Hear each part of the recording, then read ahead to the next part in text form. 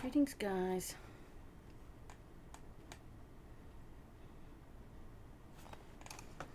Sorry, still uploading my social media as usual. I don't know if I'm loud enough even. Yeah, okay, good. Good.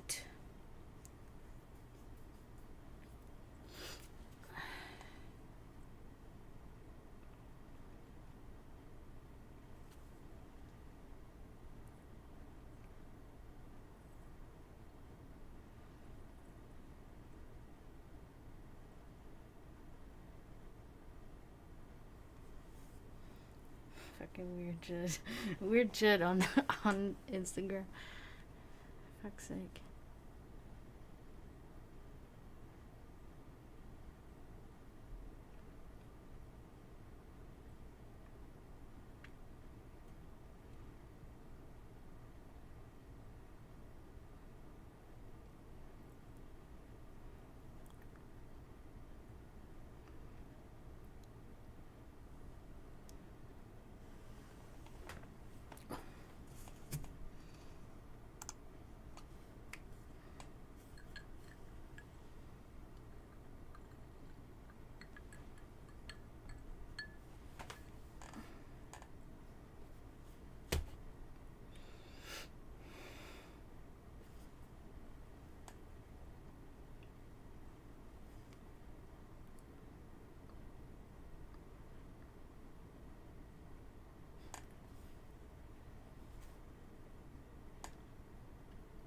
I'm watching Family Guy while you guys are while I'm waiting for more people to come.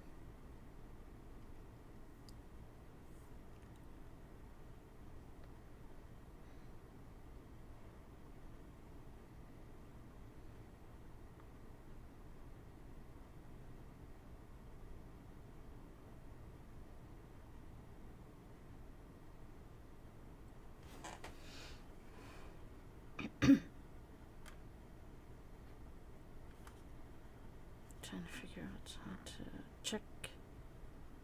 Oh.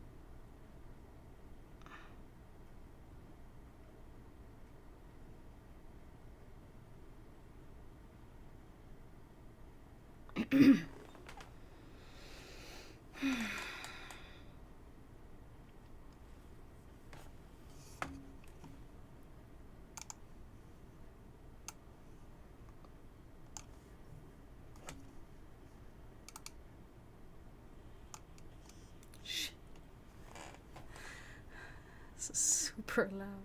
Hi, Bloody Skull Man. Thanks for following. It's a... Okay,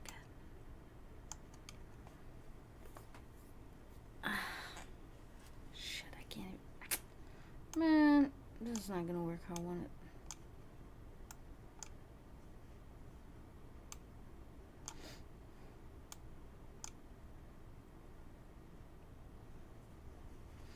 So, how are you doing? Bloody Skull Man.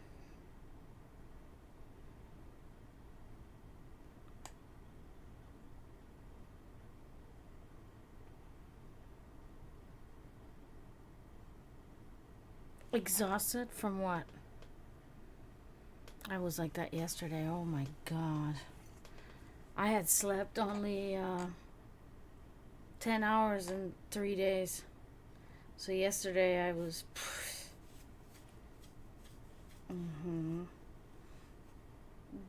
Good. I'm good. Just waiting for more people to come in. What diet is that?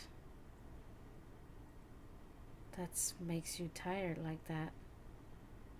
That doesn't sound like a good what do you call it? Like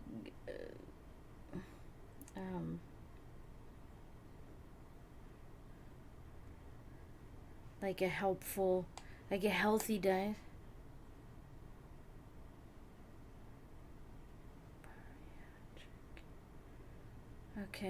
Okay, what kind of diet is it?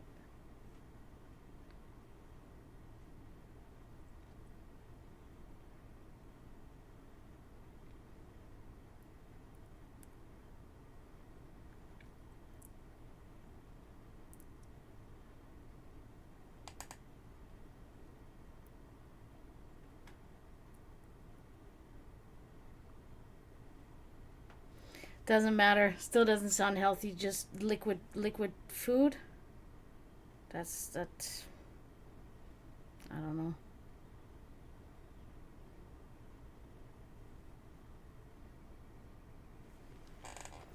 Oh shit.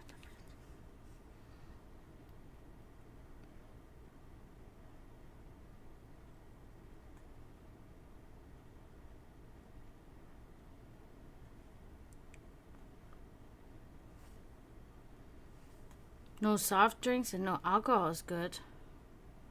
But only liquid foods, I don't think that's good. Unless you have a medical problem that requires you to do that.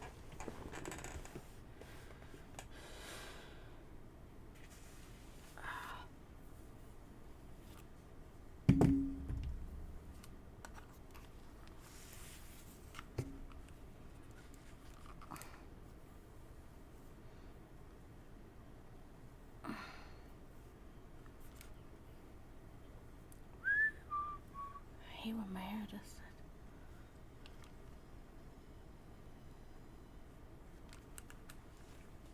Oh, you do have a medical condition? Okay, that explains it then.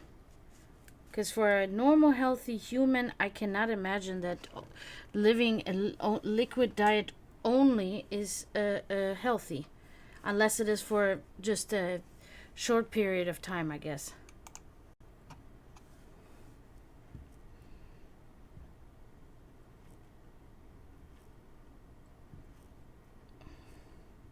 I hope that helps you, though, and helps your condition, whatever this may be.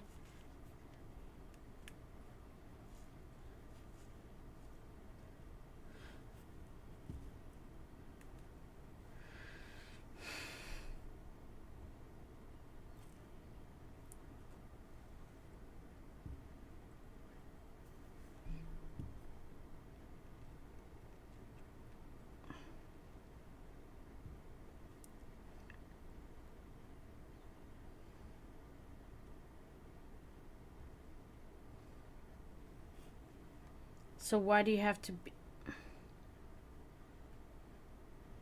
in what time frame did you lose that?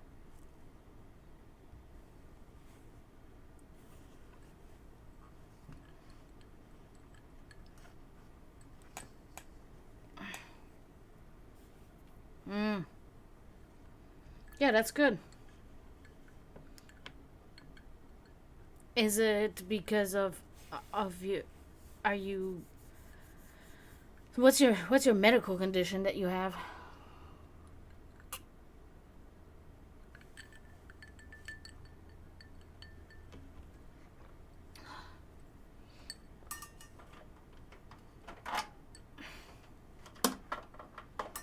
Oh my god. Okay. Ah, I see. Okay.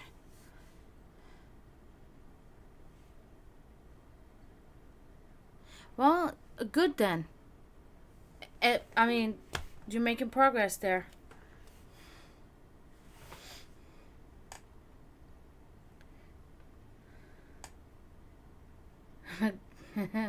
Yeah. Yeah. Well, at least you're taking, at least you're doing something, and you're trying to get healthy because, we I think pretty much most people know that it's just really bad for your heart, being overweight. That's probably the most dangerous part about that.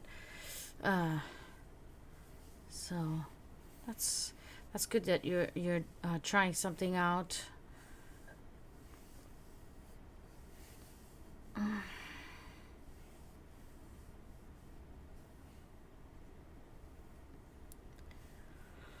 Good.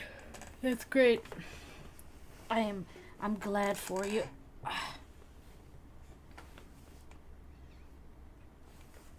That's why I exercise every day. Every day. For at least 20 minutes.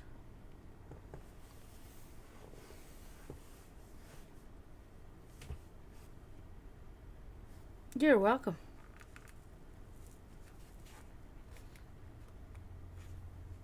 I fucking hate that episode. It's so stupid.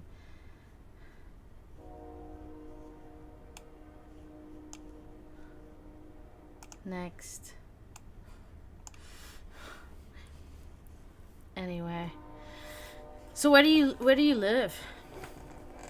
Hey, Florida Metal. Oh, it was the Y2K episode. It gets on my nerves, that one. I don't know why. It's just that whole apocalypse. For some reason, I get so annoyed with apocalypse like things. Especially when they're like visually or aesthetically like Mad Max or something. For some reason, I hate it. For some reason, I can't get into it and I get fucking annoyed. Oh, Canada too. I get so many from Canada. That's good. Canada's great. Oh, hi, Promethean. You've seen that episode of Family Guy Y2K? Oh my god, that shit was so annoying. With the Twinkie factory and I don't know.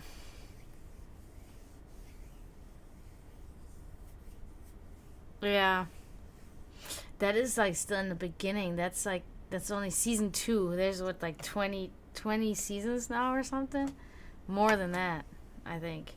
But I have not really gotten into the new ones like of the last like 5 years or so. Oh, really? Oh my god. Oh, you mean like the overhyping of the year 2000? Yeah, because everybody thought that the computers were not going to be able to adapt to the change of the numbers of the year, and that was going to cause a disruption in like the nuclear missiles or some shit like that, and then that it was going to just annihilate the whole world. It's so crazy. Um, Remember my mom fucking thought it was so funny the whole time.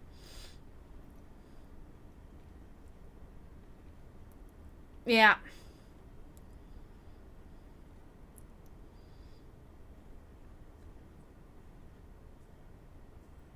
I was 12. I was in my prime. I was just becoming a teenager, and it was like, yes,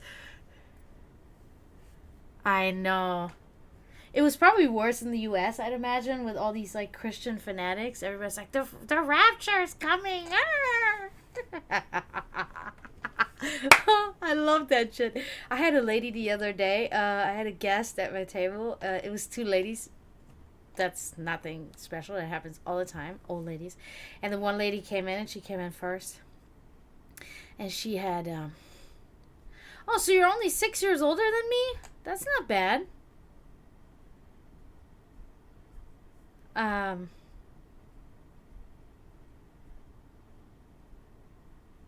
Actually, no.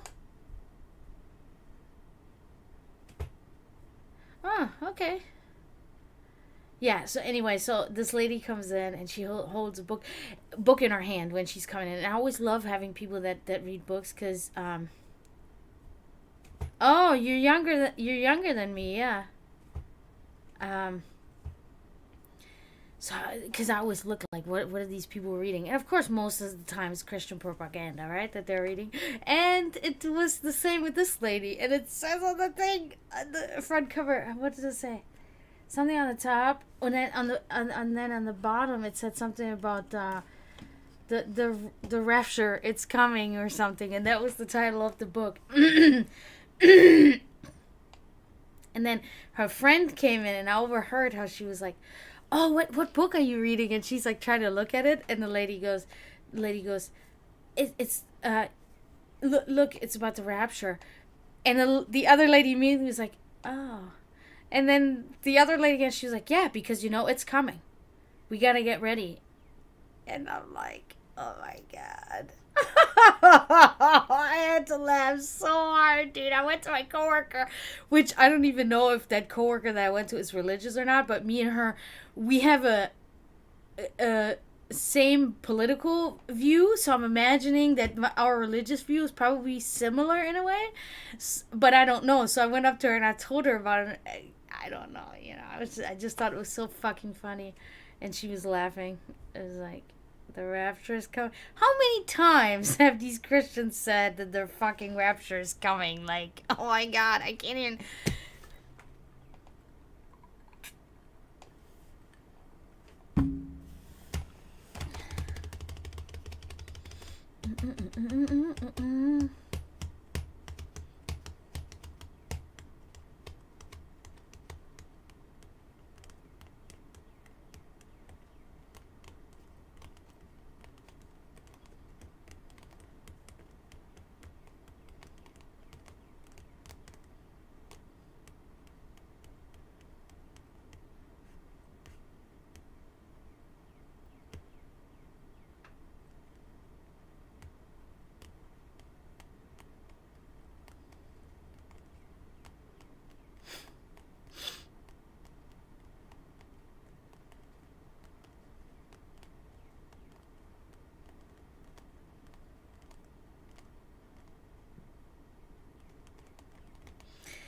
It was good. It was more uneventful. Luckily, today was kind of a day. I watered the plants, and I did some light stuff around the house, and that's it. I did not overexert myself today because, for some reason, as exhausted as I was last night, because I told already Skullman, I told him that I don't know if you heard me say it or not, whatever. But in the last 3 days before that, I had consecutively only, or combined only 10 hours of sleep in 3 days. So yesterday I was so tired and exhausted. That's why I didn't stream yesterday. I was fucking like, I would have not been entertaining. I would have been very lame and lazy to listen to. So I decided, not stream. But then I slept last night, but I still only slept 6 hours because, of course, the fucking retard neighbors. Yeah, and so it's like, fuck, still. But I do feel, more refreshed than yesterday, because yesterday was fucking, yeah.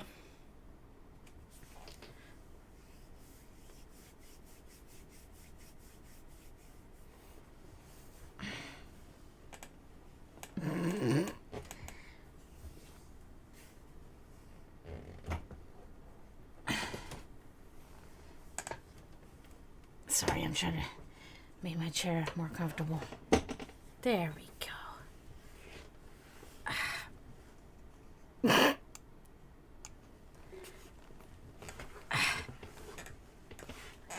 Okay. That's better.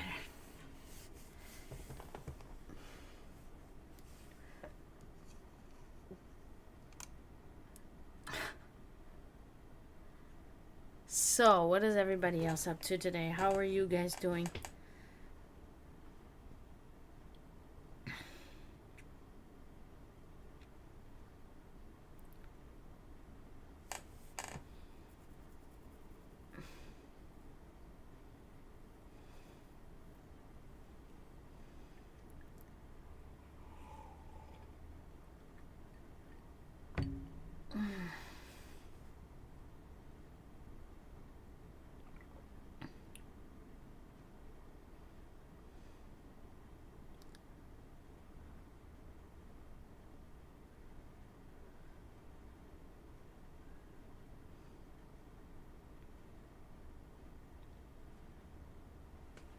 That's good.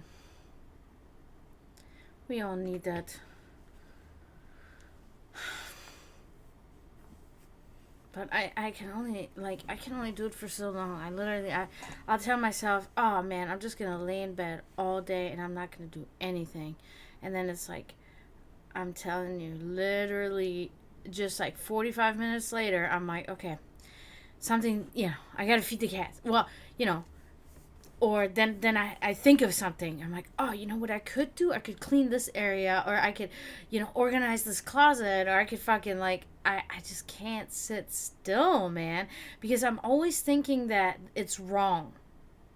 I don't know why, but I'm always thinking like I'm lazy if I do that. I feel like I'm like the rest of the world, the rest of the people in the world if I do that. You know what I mean? I don't know. You work today? I think working on a Sunday is like generally not bad because like Sundays are such lame ass fucking days that you may as well work. You know what I mean? It's like I like being off on Saturdays because Saturdays, you got shows to go to, things you can do, but Sundays is kind of like the only reason why I like Sundays off because I'm a drinker, right? So if I go out on a Saturday night, I'm gonna have a drink or two, and then I'd like to sleep in the morning. But technically, it's like, you know.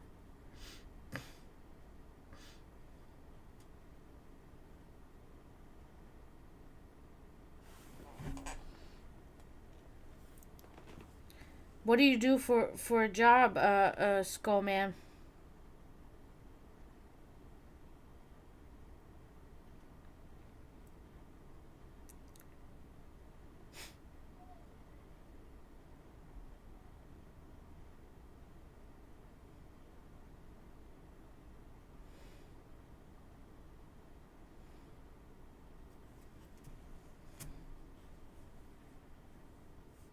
Mm. Oh yeah, I would think on a Sunday that department is probably slow. That makes sense.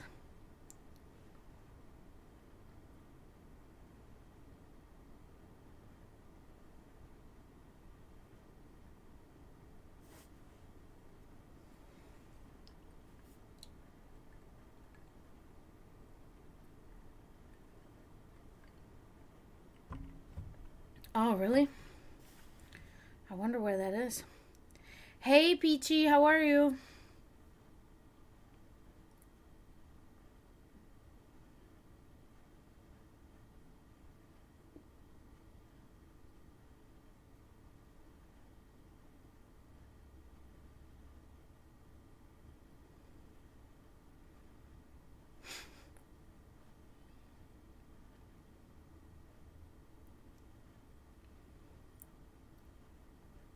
Mm.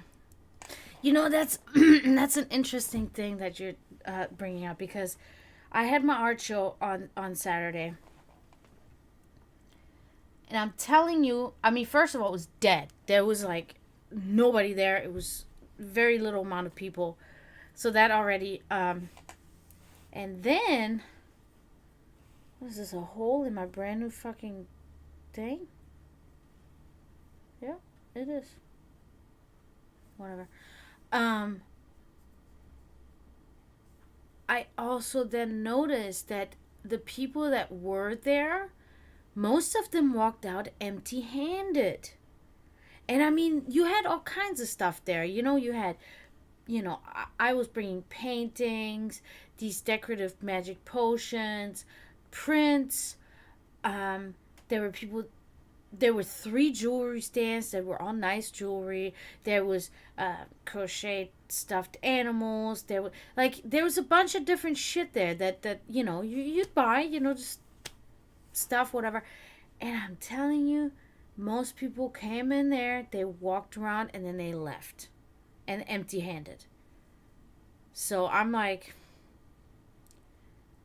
oh, corned beef and cabbage. I'm not celebrating that shit. Thank you, returning bubbler, for following. Yeah, I'm definitely not fucking celebrating that shit. We're talking about how people are not buying stuff. I mean, granted, everything is pretty expensive right now. Maybe that's probably the cause, but yeah, yeah, yeah.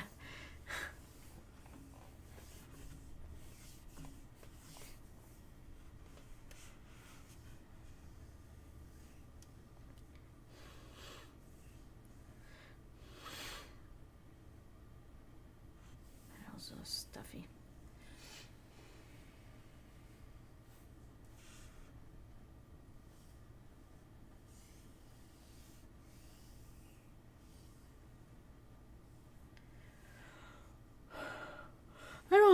I don't like that food anyway. I don't think, not really. Dude, oh my god, yes, Peachy, yes, you're speaking out of my soul. That my one addiction in my life is fucking jewelry. That's my fucking addiction. I will buy jewelry even when I need to be saving money for rent. I will be buying jewelry. It's bad. I have so much jewelry. Oh, man. Okay, I gotta think about that. I mean, Skull Man, I gotta think about that.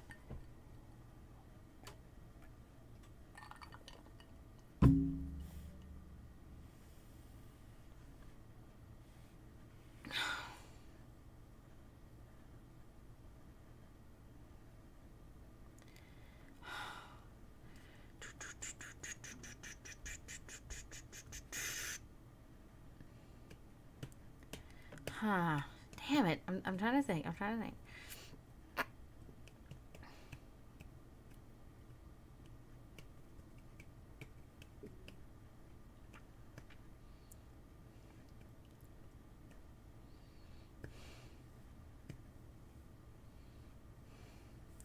Yeah, give me a little while, Skull Man. I'll be thinking while we talk, and then something will probably pop into my head.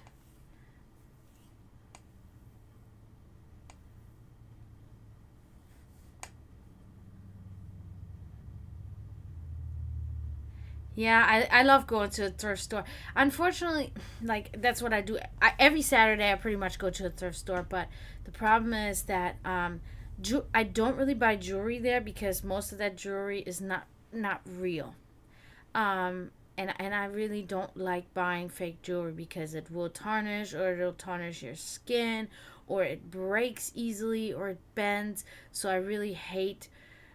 The only jewelry I wear is sterling silver, surgical or stainless steel, and white gold if I can so afford it, which I usually can't. So it's usually sterling silver and steel, because that doesn't tarnish, it does not bend. So damn, I gotta.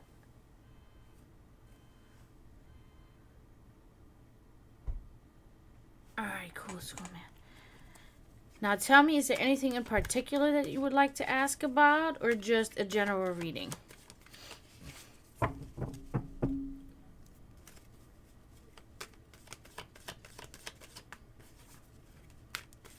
Alright.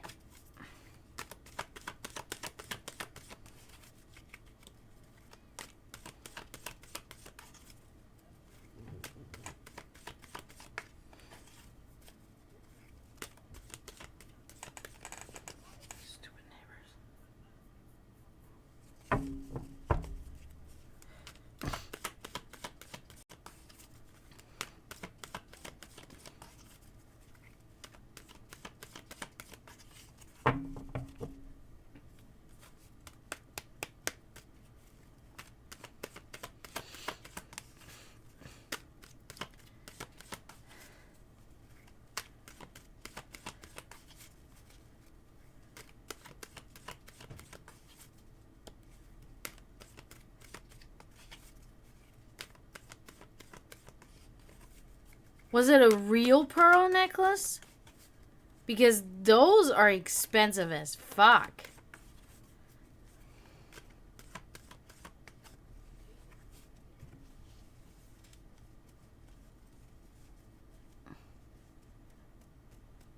Whoa.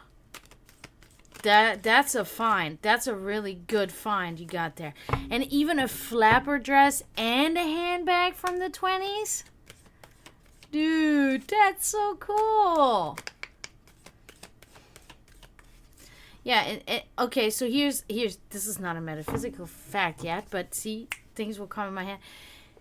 One of the ways to tell whether the pearl bracelet or necklace is real is uh dude, I get some good finds there too, and then I freak out. People can never believe it. They're like, "Where did you get that?" I'm like, "At the thrift store for fucking $10." They're like, "No way!" I'm like, "Yeah," when I find like really cool things.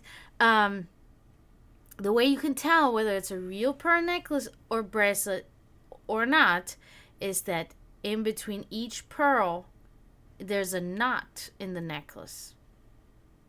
So if you can tell that there's a knot in between each, like a knot in the string that where the pearls are hooked on, then you know it's a real pearl necklace.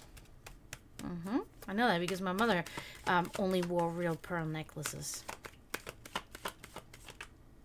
I feel like they're kind of in style again, huh? I feel like maybe it's a thing that TV has restored that in a way. Because like the Crown and everything came out, so I feel like people got into that stuff again.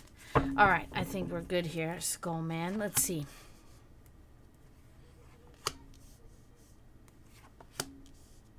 You can also tell by the weight oftentimes, because a real pearl necklace is actually heavy.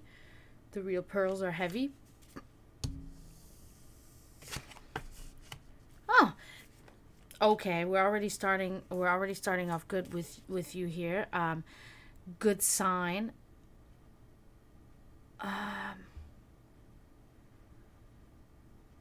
So it's the Seven of Swords inverted. Okay, so this means that you have a plan that you thought through well. Okay, so a well thought out plan that you're following. I am relating that to your diet. Okay, that's what I think this is about. I think that the cards are saying that the thought is good, the idea is good. To do this is generally a good idea. Okay. Also strong advice. I guess probably your medical providers, they gave you strong advice, good advice on how to follow this this diet and everything to get healthy again.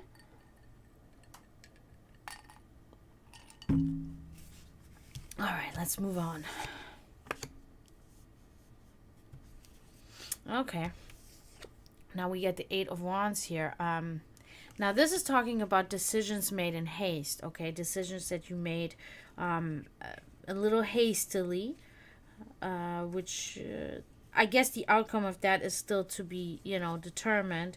But it also talks about quick actions, and it talks about voyage by air, as well as delivery of important news. Okay, so this may be something that you will find yourself doing in the near future, or this may be something that you're doing currently. But yeah, decisions made in haste, quick to actions, delivery of important news, and voyage by air. So that's positive. The quick actions, like I said, you still have to kind of wait and see how that will turn out, because what you did is you took actions quickly on a matter, and it could turn out bad, but it could also be good. So, unsure.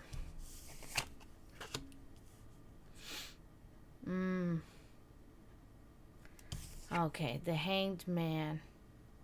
So I'm thinking that this card is more about your past. Okay, I'm thinking that this because the expression of this card is about you letting time pass by you, okay, and you were indecisive and you missed many opportunities.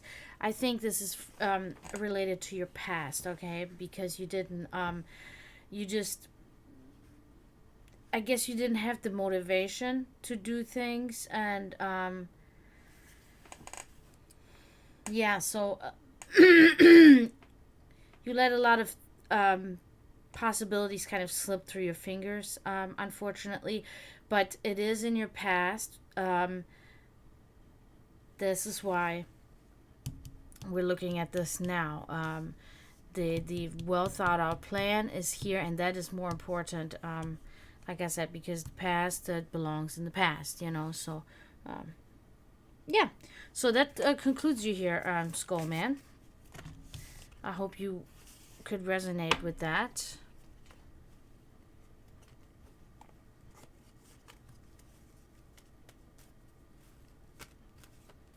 Typhoid fever? What is that? That sounds interesting.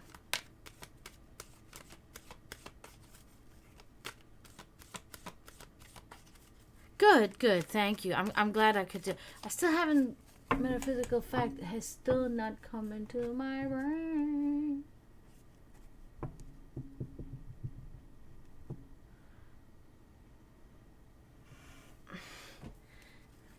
Well, you're following me now. If I cannot think of this fact today, then hopefully you'll be back, and then I can. Sorry, but it might still come. I don't know.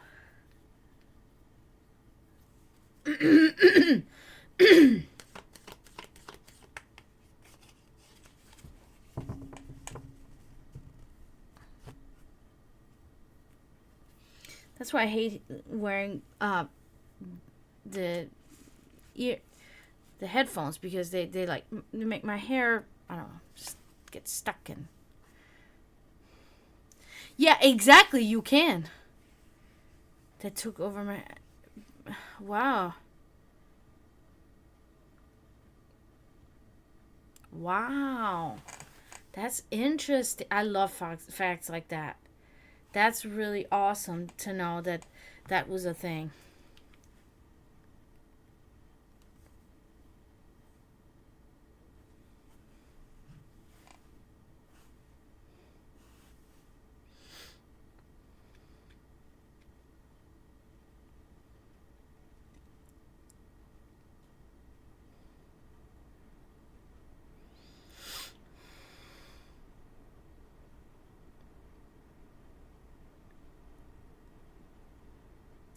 Yeah, you want to think, right? You think that, oh, did she have that fever? Or did maybe her friend have the fever and she brought the pill to her friend? Or something like that. Yeah, I think about that. I think about this often when I buy like old books or something like that in the thrift store. Then I also think about these things, like who used to own this, what kind of a person was it? Yeah, that's an interesting thought to think. Yeah, I wonder too.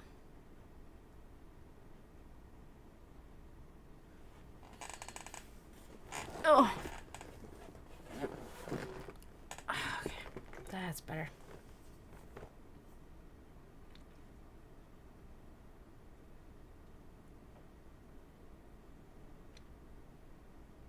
Mm-hmm. I I think I have one or two. I have one. Well, that one was written by my great grandfather, so it's like, it's kind of in the family. But I have another one that's really old, like that. That's like 70 or 80 years old, or maybe older than that.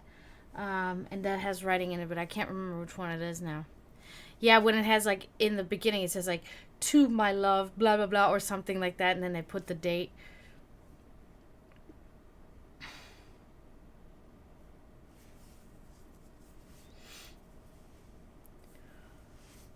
Oh.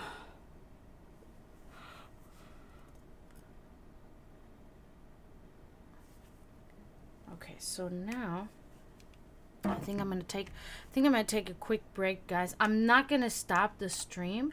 I'm just gonna take a break for, I don't know, like maybe 30 minutes, get a drink and snack on something, and then I'll be back, and then I'll be pushing through until probably like 10 or 11 o'clock. Okay, but I'm gonna take a quick break. So if you want to leave, come back, or if you want to just stay, like I said, I won't be too long. I'll be back soon. Okay. Oh, that's cool. That's really cool. I love that stuff. All right, guys, I'll be right back, okay?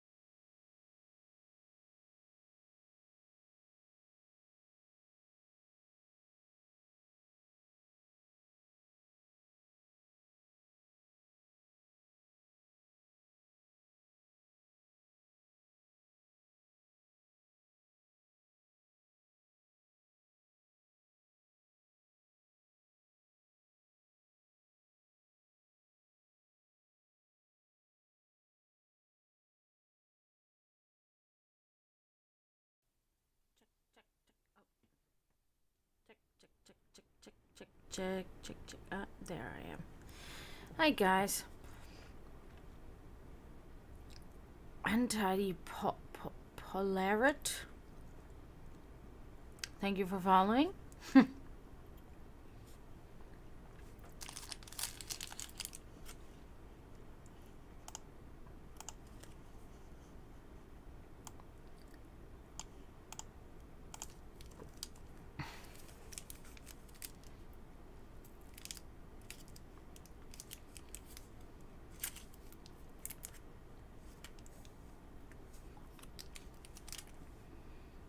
Oh, good. I just came back too.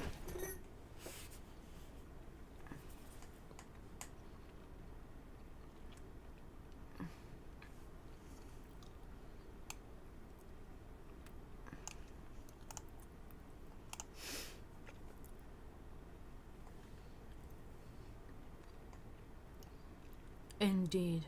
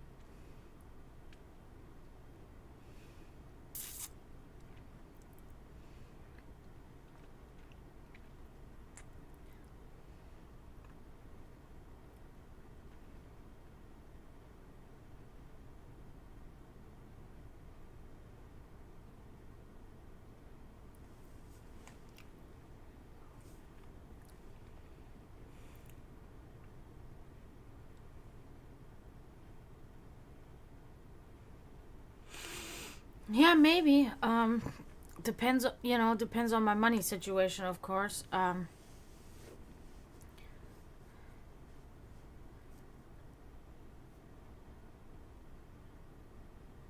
Nah.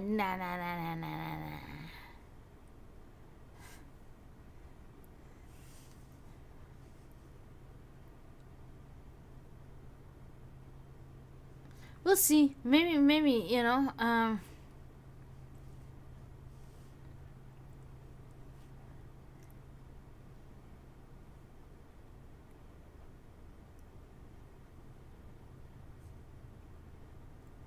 Thank you. Where would you want to go? I'm pretty easy. I'll go where anywhere pretty much.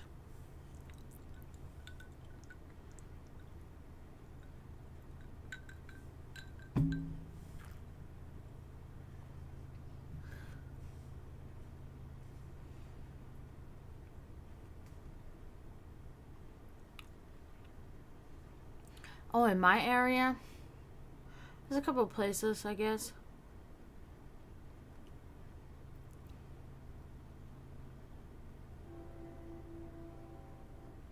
Uh, I haven't been out to eat in such a long time because I never have the money, so it's like I don't even know where we could go.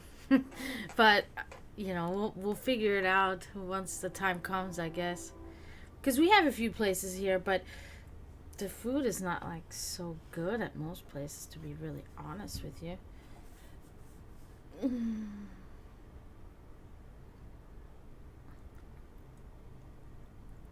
Yeah, that's the problem.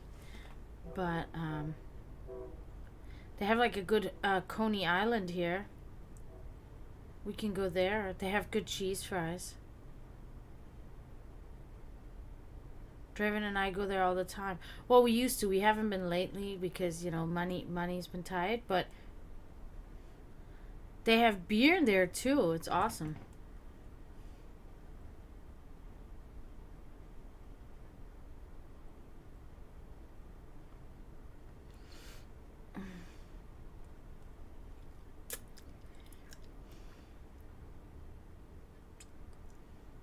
And we walked there. That's how close it is to the house. So that's pretty good too.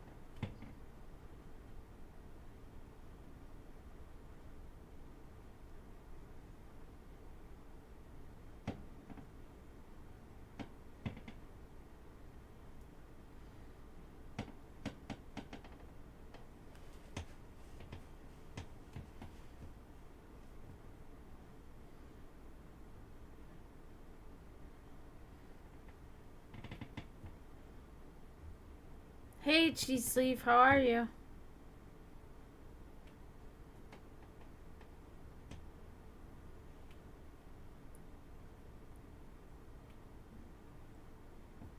Really? I thought you said it's going to approve this weekend.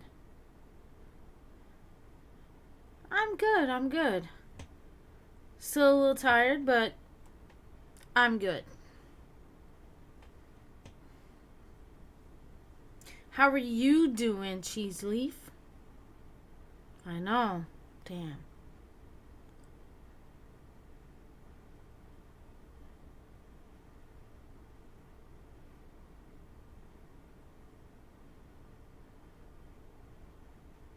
Do you want a reading or you just want to ask a question?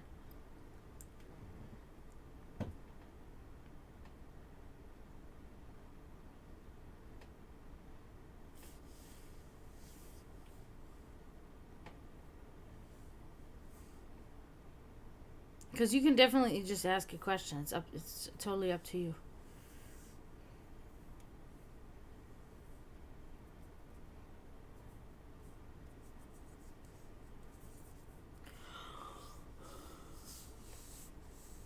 Yeah. Okay.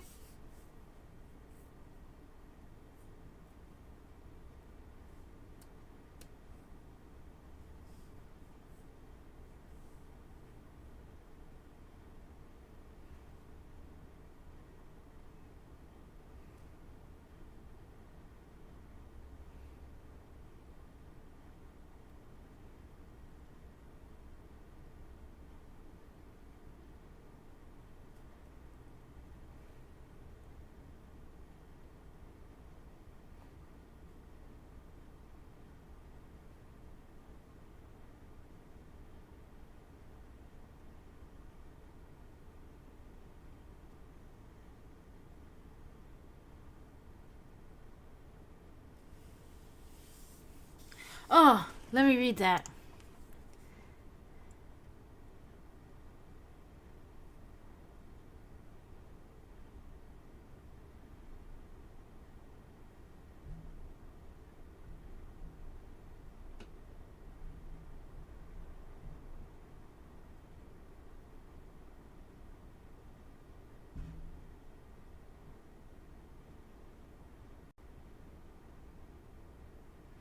So, I hate that whole fucking. Not gonna lie, I really hate that whole thing. Reality is like, it's not real. It's just like we're imagining it and shit. No, I don't believe. First of all, I have to address that before I fucking even address that question because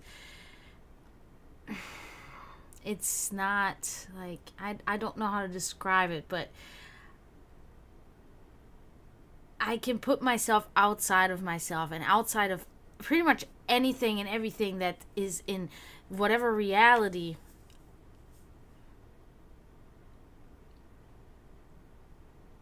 Well, we're in it. We're in it. It is here and it is now. It is. You touch, like, if I touch this deck of cards and you touch this deck of cards, we both feel the same thing. Okay, if you were to touch Yeah, but see, this is where I'm debunking your theory or your hypothesis, I guess. Um, because it's like we both feel the same thing. So how would that be if my reality or your reality would differ from each other, and if we were just we live in one and the same reality?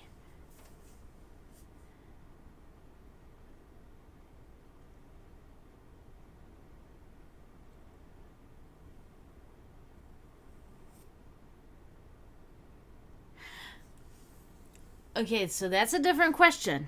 Um, so because I do believe that,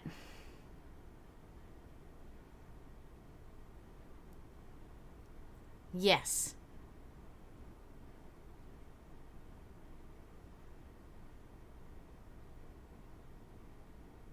Okay, so that's not a reality. That is something that goes on in everybody's mind. Those are thoughts. They're part of reality, but they're within us. And exactly like you said, we can change them on demand. We can put a facade, um, but they are still part of reality. They're still occurring in real time right now. So they are still part of reality. And no, they're immaterial because material, you know, proceeds like it means that we can pretty much touch it, right? It's material. It's materialized. Um, Now the immaterial thoughts and memories and visions and those type of things, just like magic, these are things like these are immaterial things in existence. Dark matter, oxygen. Well, oxygen can be materialized, I guess, um, into a solid, kind of a solid state, I guess, but not really either. Um, they're still real. What makes you think it's not real? Like it's real. It's real in your head. It's not real outside of your head. Like you might be thinking, okay, I'm gonna pick up this card now, but then you're not doing it. The thought was very real, but you changed your mind on it, and you did not manifest it into being. It was real in your head the whole time, but you didn't, you know.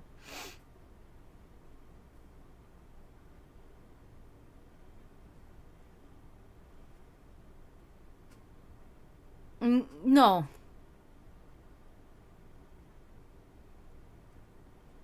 Yeah, by mathematical equation, pretty much is logic. Um, but exactly, but these are the things that this is the same with like dimensions. That's why we have yet to figure out how to be able to um, kind of like open and enter other dimensions or make our own world four dimensional, right? We still haven't achieved that. These are things that we know through physical and chemical theories and hypotheses. They exist, but we have to, in order, it is hard for us as humans right now in this day and age to be able to put anything as a scientific fact unless we can in some way materialize it or can read it, can take a reading, right? We can take a reading of oxygen. We can take a reading of temperature. That's not something that's material. We can take a reading of heat. All of these of cold. All of these different things. If we cannot measure it, it is about the measurement, right? In that sense, or materialization.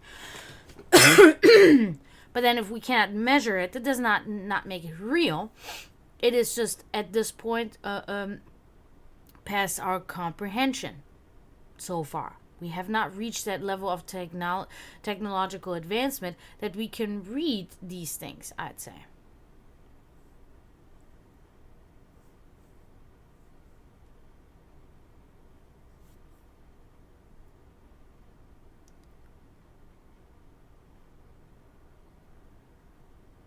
Yeah, because like, so thoughts and memories and things like that, um they are a matter of hormones that work in your body plus your consciousness.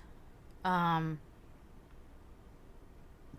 and in a way we can measure thoughts and memories, because if we think about a memory, a scary memory, a memory, for instance, that scared us, we can measure that our heart rate increases because we have this memory.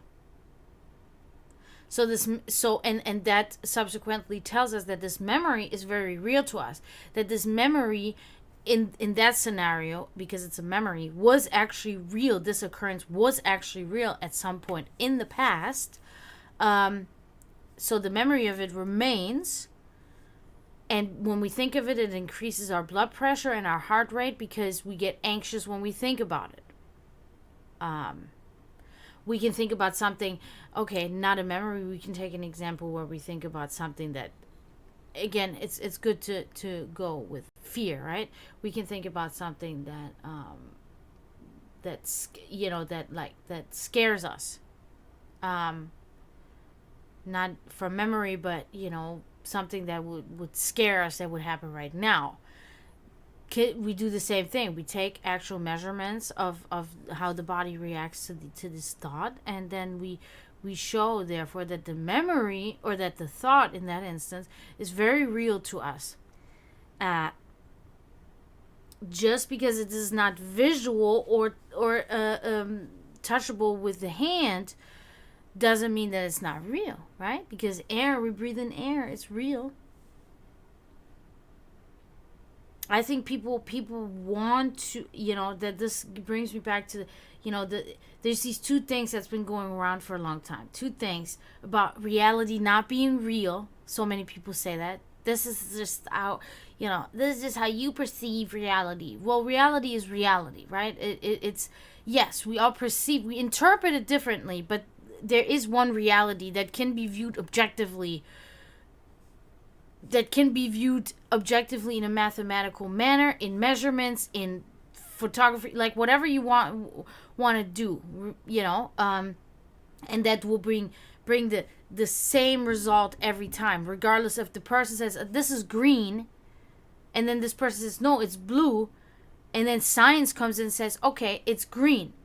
So the one person is perceiving reality slightly different, but they're still seeing a color. You know what I mean? And then the other thing is that people always talk about how time isn't real. And it fucking drives me nuts, because time is very real. And time is easily explained. Very easily. Time, look at your folds in your skin and look at your gray hair as you get older. Feel the fatigue as you get older. Feel the pain as you get older. It's very easy to see. You can even see it in pictures. Like if you look at a picture from, well, maybe that's not a good example, but you know what I'm saying. Like, time is very real. Time passes. We know that. That's a fact. That's reality. People saying time is an illusion. No, it's not an illusion. The way we read time, the way we have a 12-hour day, but this is all based on science. This is literally all based on science. The sun goes down, throughout the year, changes probably within 40 minutes or so, maybe then after 11 hours, but it always stays in the 12-hour realm because of the rotation of the earth versus rotating, around the sun. All of these different things. It's science. Time is real. Please, people, stop saying time isn't real. Time is real. Just, because I think a lot of people say that because they're scared. They're scared of death and getting old and stuff. So they always say, time isn't real. It's an illusion. No, it's not an illusion. It is visible to all of us. We can see our grandfather getting old, our parents getting old, because time has passed. Time is something that we can measure the way we, the way we have figured it aligns with the mathematical rules and the rules of nature to the best, as possible. We can measure that. And yeah, time is real, people. Maybe you don't like how we measure time. Okay, I can get that. Like, you don't think that 12 hours in a day is the right way to do it. Okay, I mean, that's how nature works, so that's what we adapted. Okay, but yeah, it is very real. Oh my God, Savvy, you wouldn't understand. Like, almost everybody I know in the U.S., thinks that time is an illusion. I think it's because they're in a fucking delusion. In a delusion, not illusion. But anyway, okay, King, I know you redeemed a reading, so. Are you serious?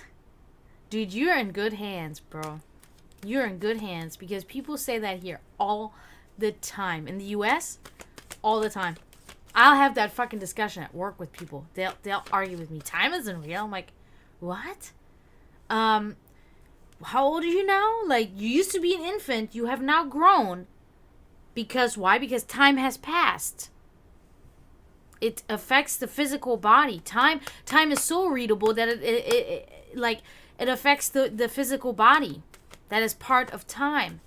Because in time, it's pretty much like from the moment we are born, we start to wither and die. That's how time works. That's part of time. Just like everything else wears down over time. Over wear too, but over time too. That's like memories. Memories are an example how you can know time is real, right? Because you have a memory from 20 years ago, because that's how long time passed. Okay, you don't like that it's said 20 years, but just call it something else. But time has definitely passed. That's why this is now a memory and not reality anymore, because you have moved past that point. You have moved past that reality, and reality has changed throughout the time. Yeah, so it really gets on my nerves. But like I said, a lot of people will tell themselves a lot of things, so they're not afraid of death, or Christians will be afraid of hell and all that bullshit, so they will come up with the craziest illusions and delusions just so they can feel safe. And it is a human it is human nature, I guess, unfortunately, because when we really think about it, it makes so many humans on this planet live their life, and their foundation in life is fear, and animals don't live that way. Animals don't even know about death until they die. So I think that we're kind of cursed sometimes with our awareness and consciousness, and some people that cannot understand how privileged we are to have this higher consciousness, they result into these fanatic and ridiculous delusions and thoughts about fucking heaven, hell, and whatever else. Time isn't real,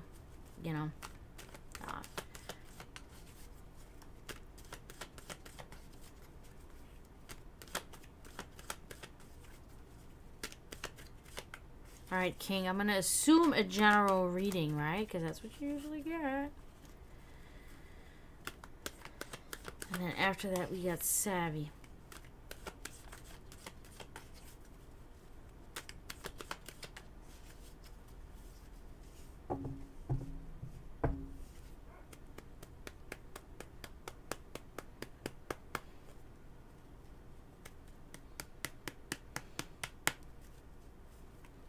Okay. Alright, I'm gonna record for the tiki-toki.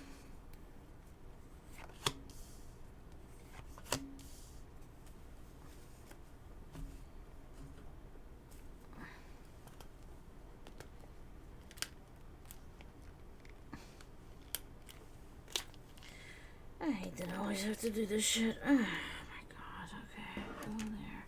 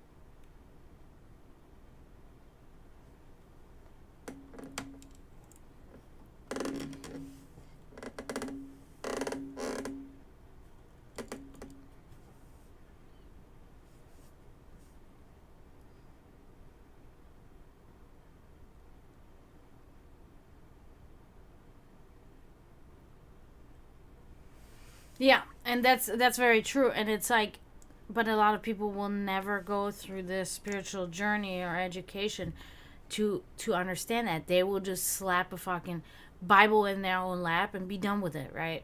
And say, "Ah, that's it," instead of actually asking crucial questions and trying to go past that and learn more. So it's unfortunate, but there are a lot of people that do, so that's good. But yeah, a lot of people just really don't. They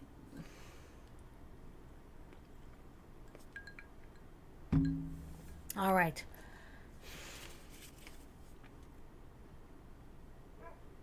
Let's get started, King. Hmm. King of Swords inverted. King of Swords inverted. Trouble, trouble, always trouble. This is talking about brutality, a judge that is unfair, and selfishness. I think definitely the unfair judge is related to yourself. I think this card is generally about you, about kind of how you are, part of your character. Um, yeah. So let's just move on from that. Ah, this is better. The High Priestess. Okay. Now this is talking about a female character in a sense. I feel like it may be some entity, maybe your ancestor, because it is talking about a woman wise beyond her years, scholarly, and supreme knowledge, virtuous. So I feel like you have somebody that an ancestor that is always watching over you in a sense, and they're of very much value to this world, so that's good. It seems like it's probably a protection for you, and it's a good thing. It's a very powerful entity. um yeah, so you are protected by something of another realm in a sense, okay? mm.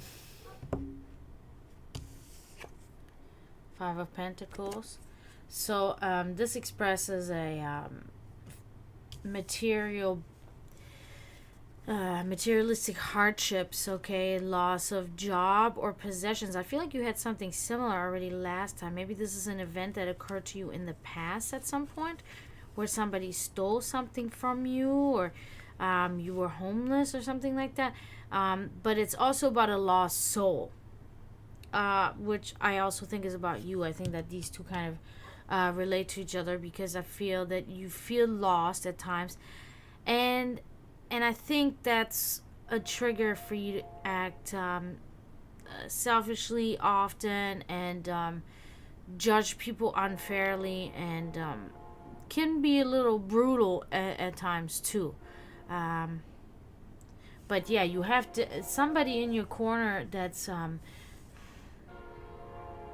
very very good to have. Definitely, you have somebody powerful that is behind you, has your back in times, in difficult times. So all right, so that concludes you, King.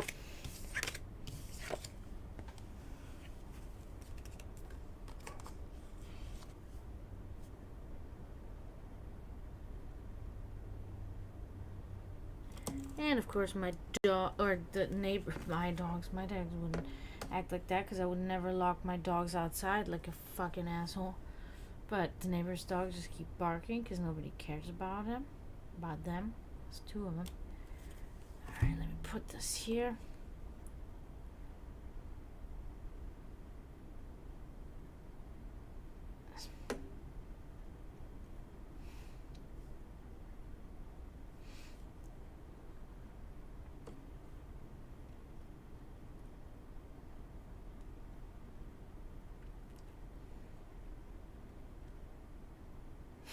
Tick tick. So TikTok.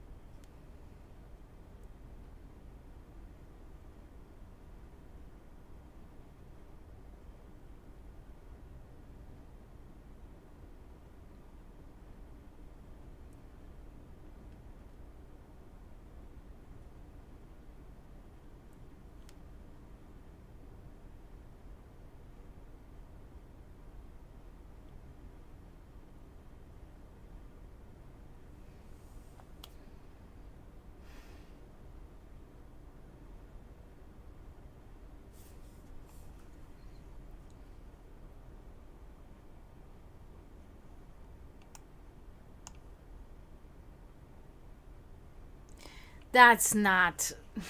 Oh my god. No. Nope. Savvy, that's not how that works. You should know better than that. For sure.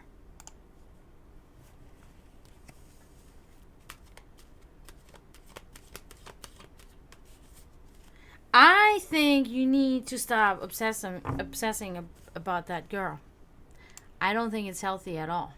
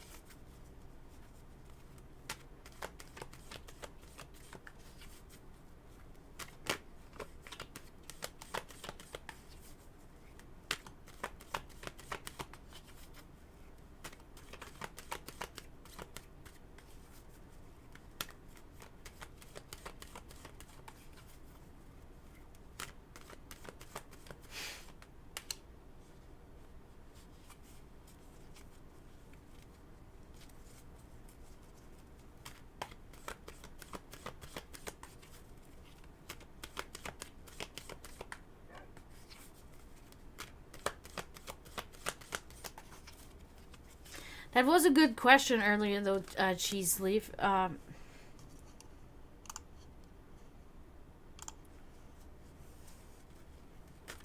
mean, I guess it was a discussable question. Let's put it that way.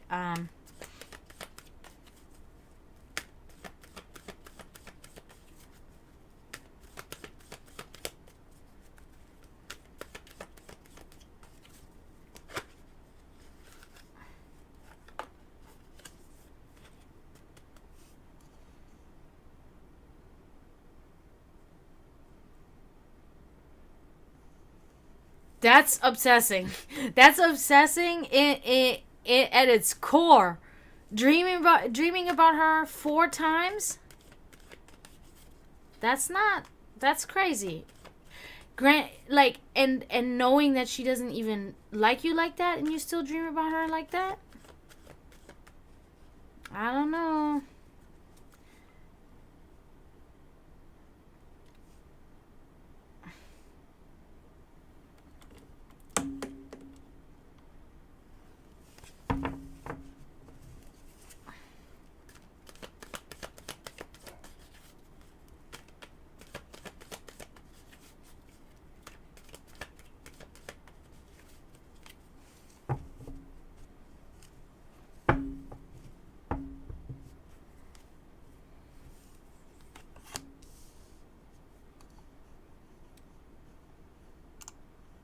But that's why I told you.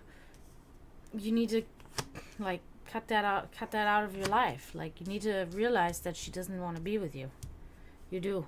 You need to realize that, and you need to realize, and it doesn't need to be bothering you either. Like, move on. You got to.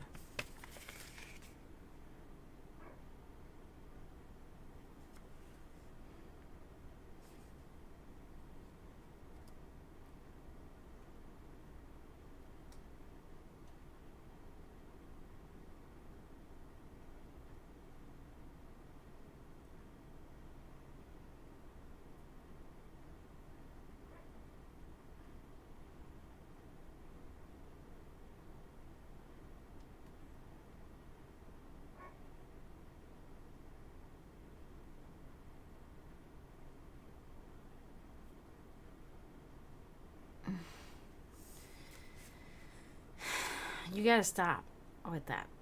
You really, like, it's not. The reason why I say that is because she's told you now that you guys are just friends. You have to accept that, first of all.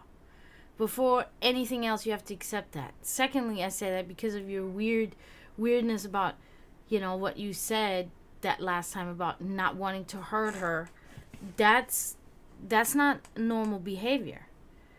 That's dangerous behavior. That you would even have such a thought in your head just because she's not dating you, right? And now, because anytime she comes around you again, you get like that again. Because you are not understanding. You're under the illusion that you have a chance. And you shouldn't be under that illusion. Because she's told you no.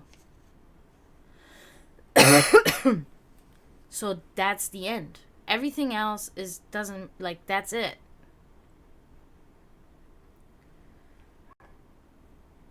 Let's begin. So, Nine of Swords inverted. Looks to me that there will be a better outlook, I believe, once you've realized that she doesn't want to be with you. You will be in better health and you will have a better outlook in your life because it's not healthy as of right now, but the better outlook will come once you understand your place with her. You have no place with her. You have no place with her. She probably doesn't even think about you at all. Realize this. It hurts like hell. I understand, but so is life. And here we come to the center of the shrubbery maze. The Hierophant inverted. This is absolutely about you. This is talking about your potential unorthodox ways, okay?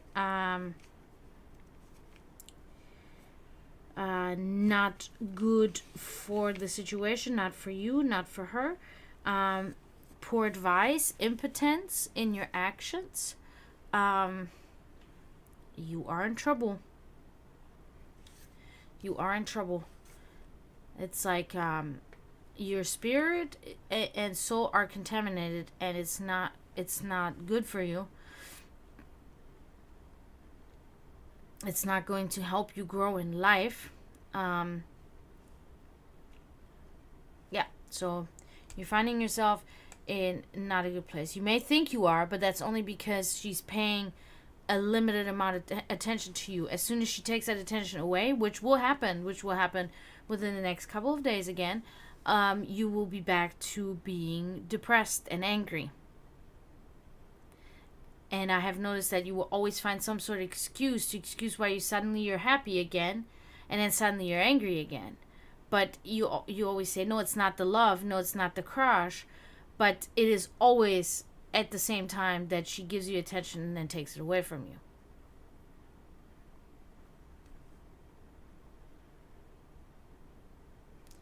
But why are you still... Look at the big text you're sending in chat about her. I'm telling you, it's a ticket. You are, at this moment, you're a ticking time bomb. That anger will come back as soon as she doesn't give you attention again. And she leaves you on red. You have presented it each time this happened.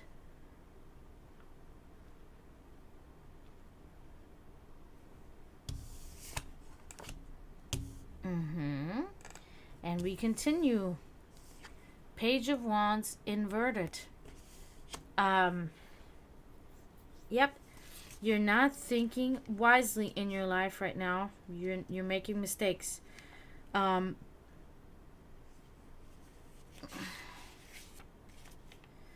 It is poor choices, dim-witted, and indecisive. I knew this. So this is about your spirit. This is how you're doing spiritually with the situation. Okay? Not good. Unorthodox. this is about mentally and emotionally, psychologically. You're making poor choices. You're not thinking. You're making stupid mistakes, stupid actions. This is about both. This is about not just how you will be doing once you overcome this and stop thinking about her, but this is also representation how you were before. You were in a way better place before you met her. Yeah. So my advice is really you need to do everything in your power at this moment to be around her as little as possible and to ignore her as much as possible. I think that's the only thing that's going to help you with this situation. This is not going to go over well, and yeah, I think that's my advice to you of over 20 years of dating, being in different relationships with different men. Like each man that I've been with was completely different than the next. Yeah, that's just my thoughts here.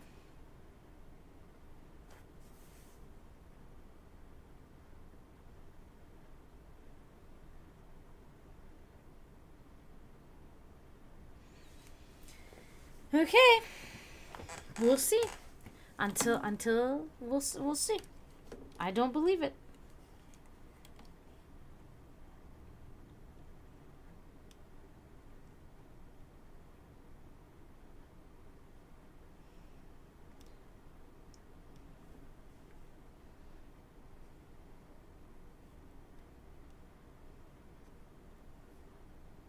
Mm-hmm. Mm.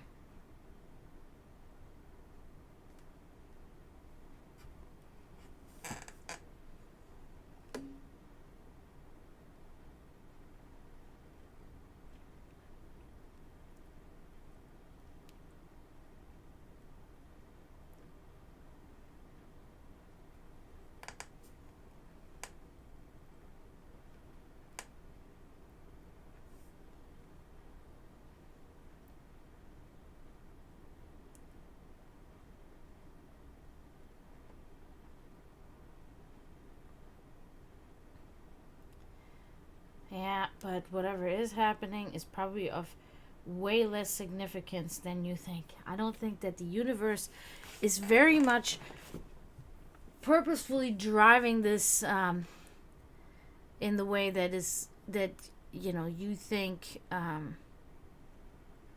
Neither you are manipulating it nor another outside source.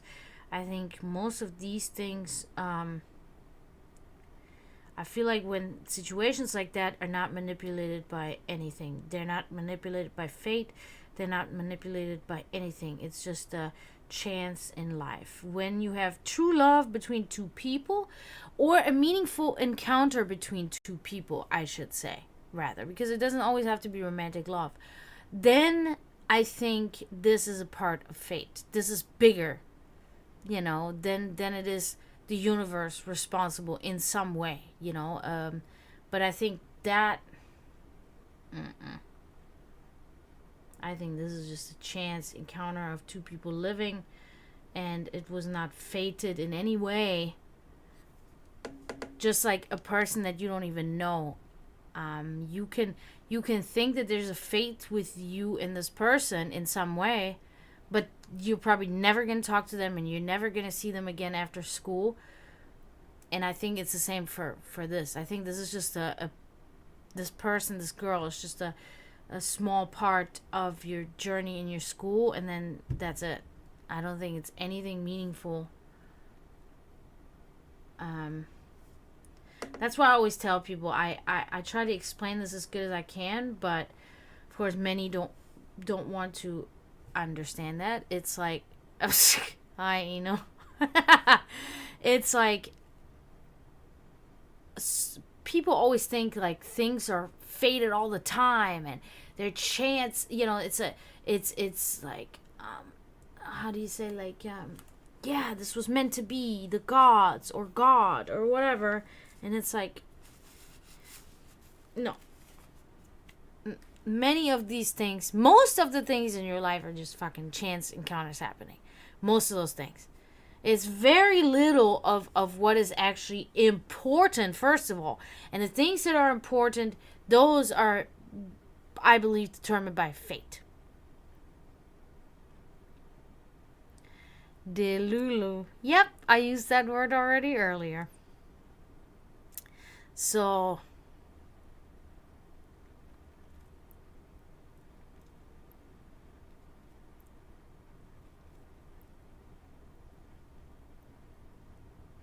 yeah, if you even want to go that far. I wouldn't even go that far as lessons. Is like, because like, how many of these encounters from the past, like, I'm 35, I barely remember anything. Honestly, I remember big fucking occurrences, little shit like that. I've had crushes, I don't fucking remember them. You know, like,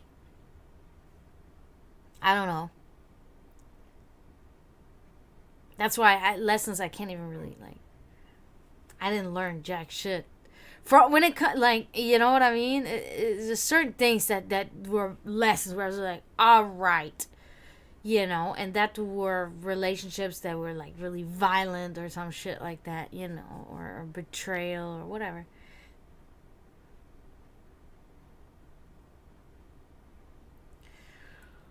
Yeah. Yeah, true.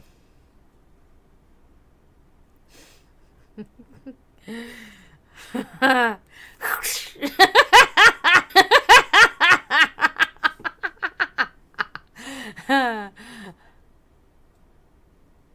off of me, you creep! Yeah. Yeah. The older you get, the easier it gets, and the less confusing it gets too, because you get more like what is this called? More confident through, you know, as you get older, you get more confident. So for me as a person, when it comes, this is now of course the instance, the relationship shit is like, I realized rather quickly, you know, I get to the point, you know, I'm not playing fucking games, and if you want to play games, you're not going to hear from me anymore. You know, when you're young, you're kind of like, you know, and with trauma as I was, it's like, oh, you're desperate for their approval. You're desperately, you know, you're desperate to be wanted and shit like that. I'm at this point in my life where it's like, I don't give a fuck. You know, like, you don't pay my bill. You don't do anything. You know, I just met you. You don't mean jack shit to me. And you're not going to mean anything to me until fucking you mean something to me. You know what I mean? I don't know how to explain it.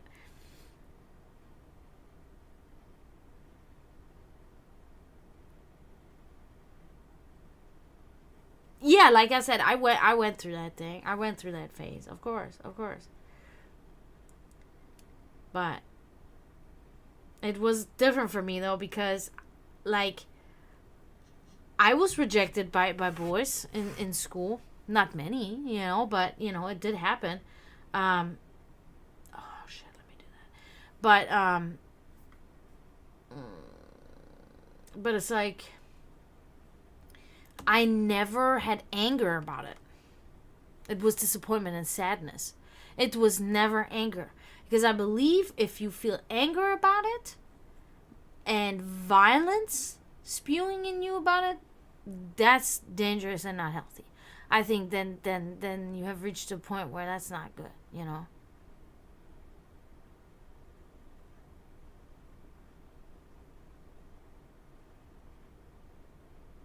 Yeah. Yeah, I'm just too old to waste my time, you know.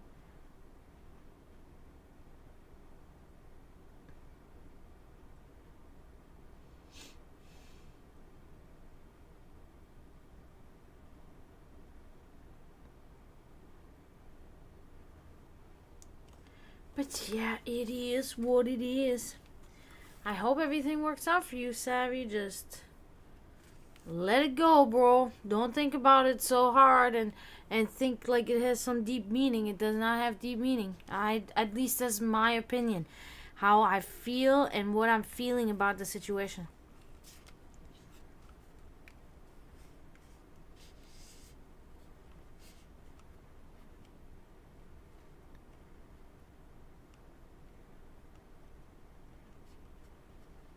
Yeah, in life. Like, to me, it's like life becomes more valuable. There's so much more in life than being so desperate for romance. And I can tell you, I was desperate in my 20s. Oh my god, I was fucking desperate. I wanted to be in love, and I wanted to fucking do all that shit. I mean, I was never a person how like the fucking, what do you call it, the American dream, but I did want to be in love, and I wanted to be with somebody forever, and blah blah blah blah blah. It's just like when I became older, I got more secure. My relationship started actually becoming better and longer because I was not so fucking desperate to be with somebody. Because I kind of let that go and let things take their course, and even distracted myself. I was like, okay, I'm not gonna think about this guy now. I'm not gonna waste. I'm gonna go out with my girls. I'm gonna go out. I'm gonna do this, and I'm not gonna think about him. And you won't believe how much that works as a magnet. Yeah, and that's simply because you're not a fucking desperate, coming off as a desperate bitch. I mean, bitch is maybe not a nice word, but a desperate woman, it's doesn't look good. That's gonna drive guys away rather than, and it's the same for guys. It's the same for guys. When I meet a desperate guy and I can tell they're desperate, I'm immediately like, all right, like, I'm not, this is too much. You're too much,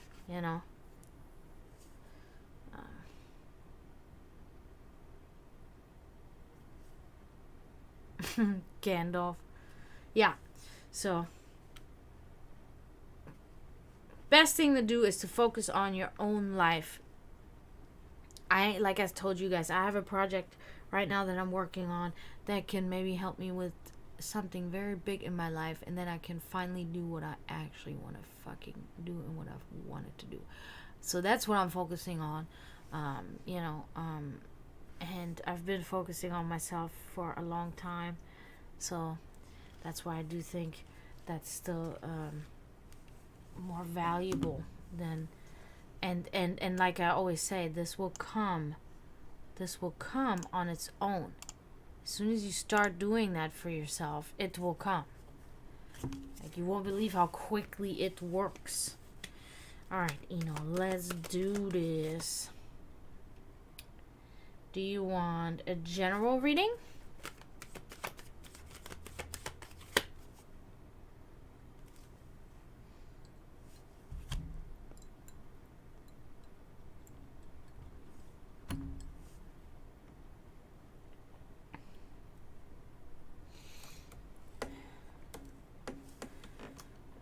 Okay, good.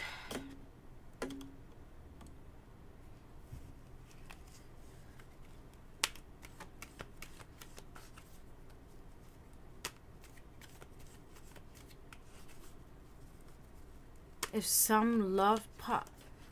Yeah, exactly. Yeah. Go with the flow. It's such a cliche and like kind of lame thing to say, but it's so true. Go with the flow. I've always kind of lived by that. At least try to. There are situations in life, like serious situations, financial things and stuff like that, where then this go with the flow can quickly be tossed to the side, and the anxiety takes over.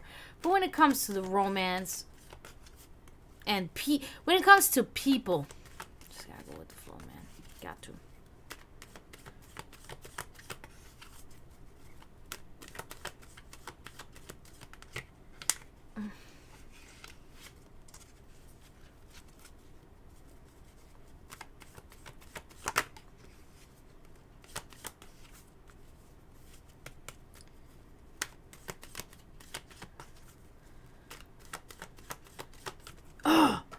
Shit.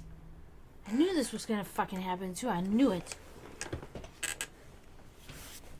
Ow.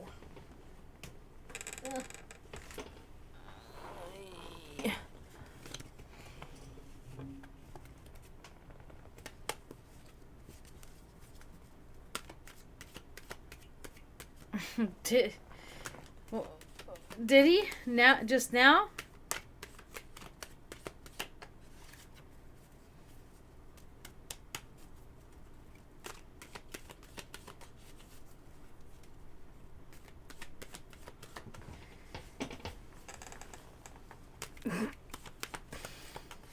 Huh?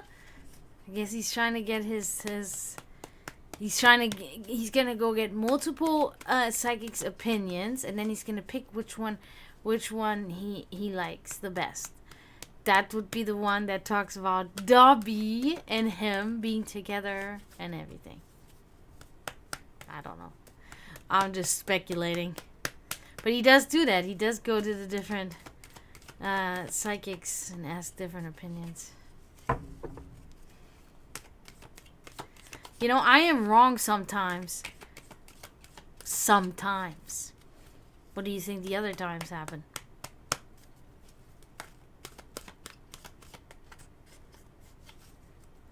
It's probably not going to be an affirming message. It will be the opposite. Because a lot of psychics, they don't like to tell their clients the truth. They will tell them, oh yeah, you'll definitely be with her, because that's what they want to hear. It's like this with everything in life, really, not just for psychics.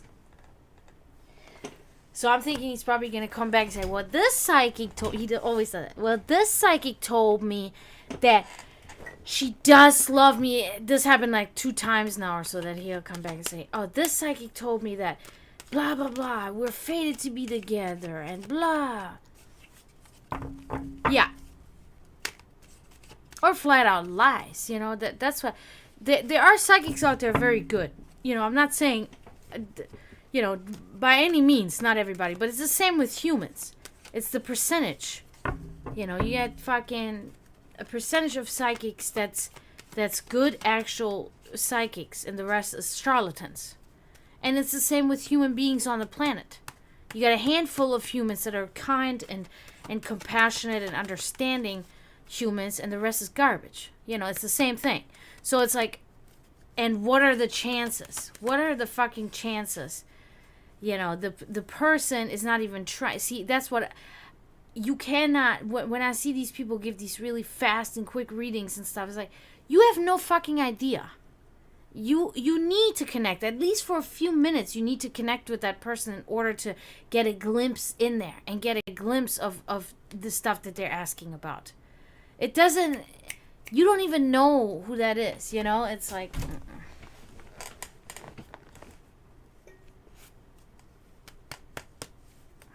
But anyway, whatever.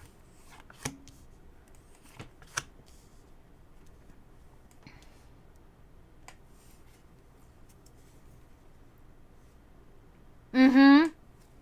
Yeah. I can see that. I think I understand what you're saying there. Well, let's see if we're gonna get some open-ended ones for you now. I have a feeling we may. Alrighty. Oh my god. Yeah. Something that opens your mind. Yeah, something that opens your mind to something that you didn't think of before, but maybe have subconsciously in the past or something, and then suddenly it's being brought up again, and then you follow that path, and then you open up a bunch of new stuff, and it's really awesome. Yeah, it can happen. Hopefully. Okay, so the Hierophant here, we're off to a little bit of a rocky start here, because this is talking about unorthodox ways, impotence, and poor advice. Okay, I don't know if that's somebody that is maybe somebody that you're around at your job, or maybe in your family. Somebody you know, I don't know if they have authority, but there's something like that surrounding you in some way. Okay.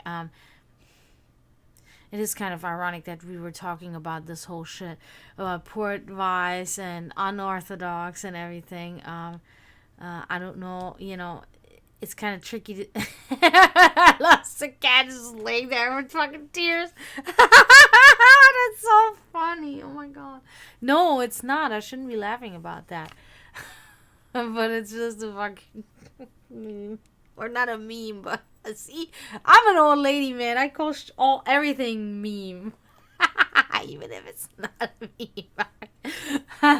Anything that's funny on the internet is a meme, okay? What's a meme? No, meme, Grandma.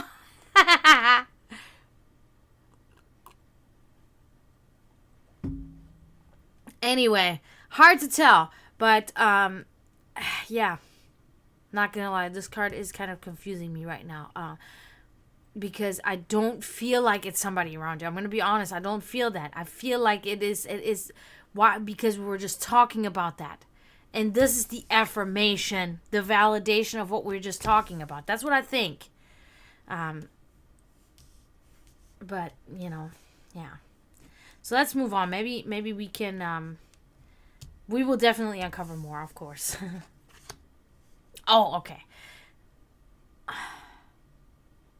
Yeah.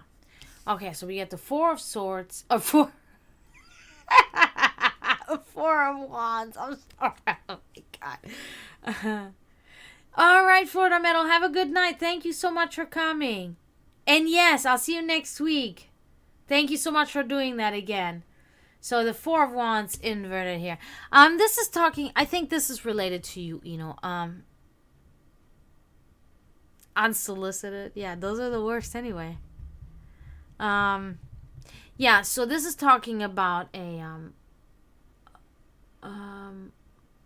what? Okay, you guys remember how my video stopped last time? At another time when I was recording, my video just stopped. And it just did that again. It just stopped on its own. The video just stopped. I think it's because something just opened up, maybe. Maybe that's what caused it, but I don't know. Well, yeah, it is definitely about you having some trouble with another person. Talking about like a broken relationship between you and somebody else. It's an insecure home life, an unstable partnership, and divorce, okay? But like I always explain, it doesn't necessarily mean that this is from a partner.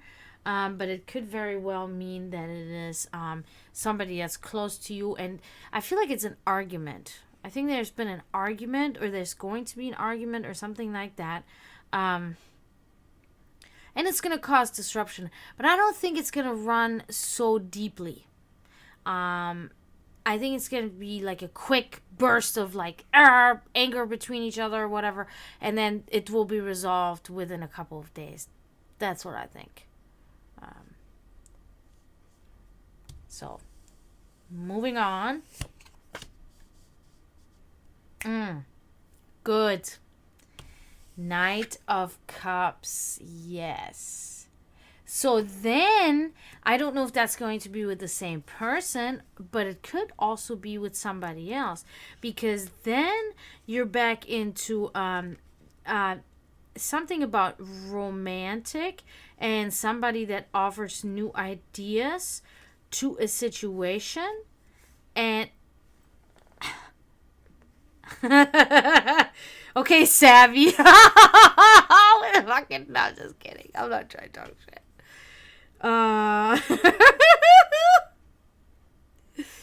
He's gonna never come back. And an offer of opportunity.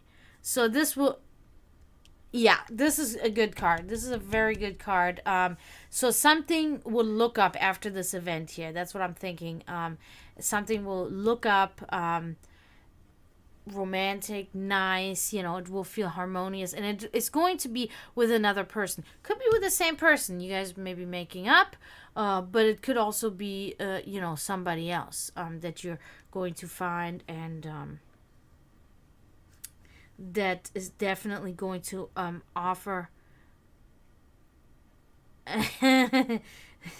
offer new ideas to a situation that you may be finding yourself in, and it will be a new opportunity for you. Okay, very nice, very nice.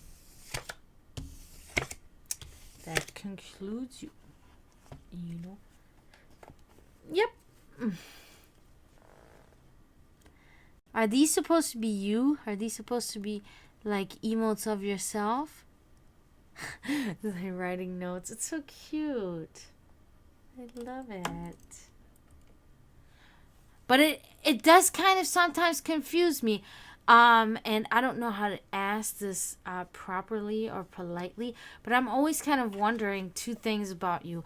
I'm always wondering how old you are, and I'm wondering what gender you are. Cause it does confuse me sometimes. And if you don't want to talk about it, of course I understand. But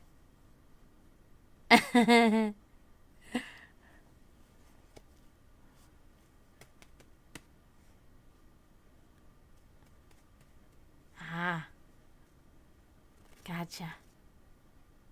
Indeed, yeah. That's good.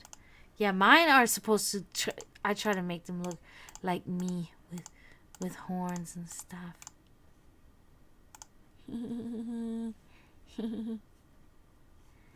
You like to be mysterious. Yeah.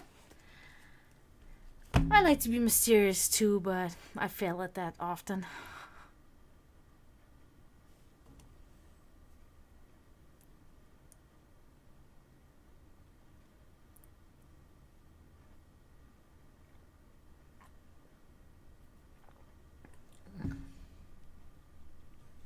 Oh.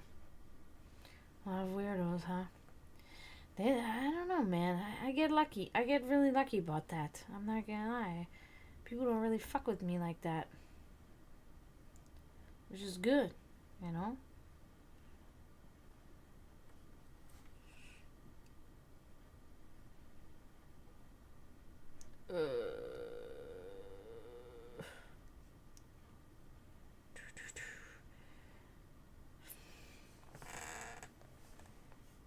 Yeah.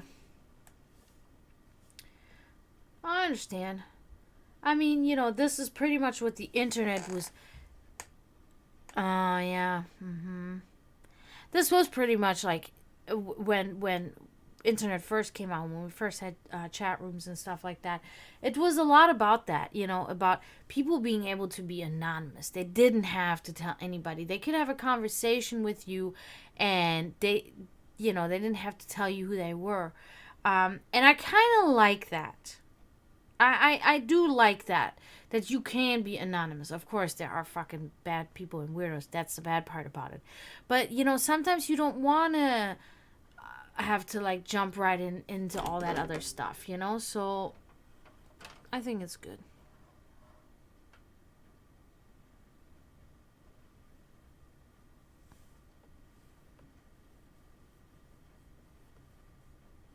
Your birth chart? Birth chart? The fuck is that? Oh.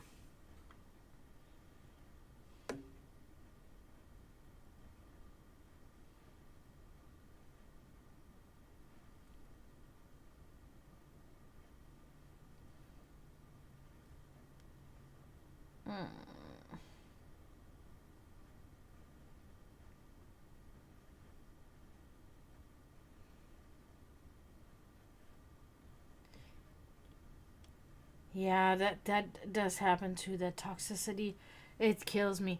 But it is truly oftentimes like young kids. Yeah, and it really has. It has totally contaminated. We don't get together anymore. I've talked about that so many times. How fucking we don't get together anymore. physically, socially, because everything is just done over the internet. There's no actual human connection anymore. Because, yeah, you can connect this way, and you can stay, but you will never be entirely connected that way. Completely, like, unconditionally connected. I feel like we've that is the negative. But I do hope that our scientists will be working on a way to incorporate that, into whatever they're engineering now, trying to get people to be closer together again. I think that should be a huge goal. I can only hope. Yeah, people are very. I think that there's a lot of this, like, the threshold is no longer there. I think the understanding of respecting each other, like a fundamental respect, like a basic respect. Of course, respect is earned. I understand that, but I feel like you should always have a little bit respect from the beginning, just because somebody is, they're a person, they're a creature, there's something. I mean, I have respect for everything. Like, I don't know, I have respect even for objects. That's why I can't, it's just respect. Have restraint and have respect. You can break that later on, but don't do it in the beginning. Try to be diplomatic and try to bond with that person. And if it is not possible because that person is just a piece of shit, or this shit won't work, then you can still sever your ties. Then you can still, say, okay, I've shown enough respect, now I gotta walk away from this, but I think that people are just from the get-go just straight up like, fuck you, and it's like, why, dude? Why are you being like this? I could fucking, just a total example, hypotheticals, like, what if I become a millionaire right now, right? I become a millionaire overnight. My stream does so good, I become a millionaire overnight. Well, now guess what? You talking to me like shit like that, I'm not going to help you now. Because if I become a multi-millionaire, you better believe there's people on the list that I want to help. Besides all the animals, they come first, and then you guys come second. But you guys are on the list. Anybody that supports me in a way and respects me, shows me respect and kindness, I'm going to try to do the same in return,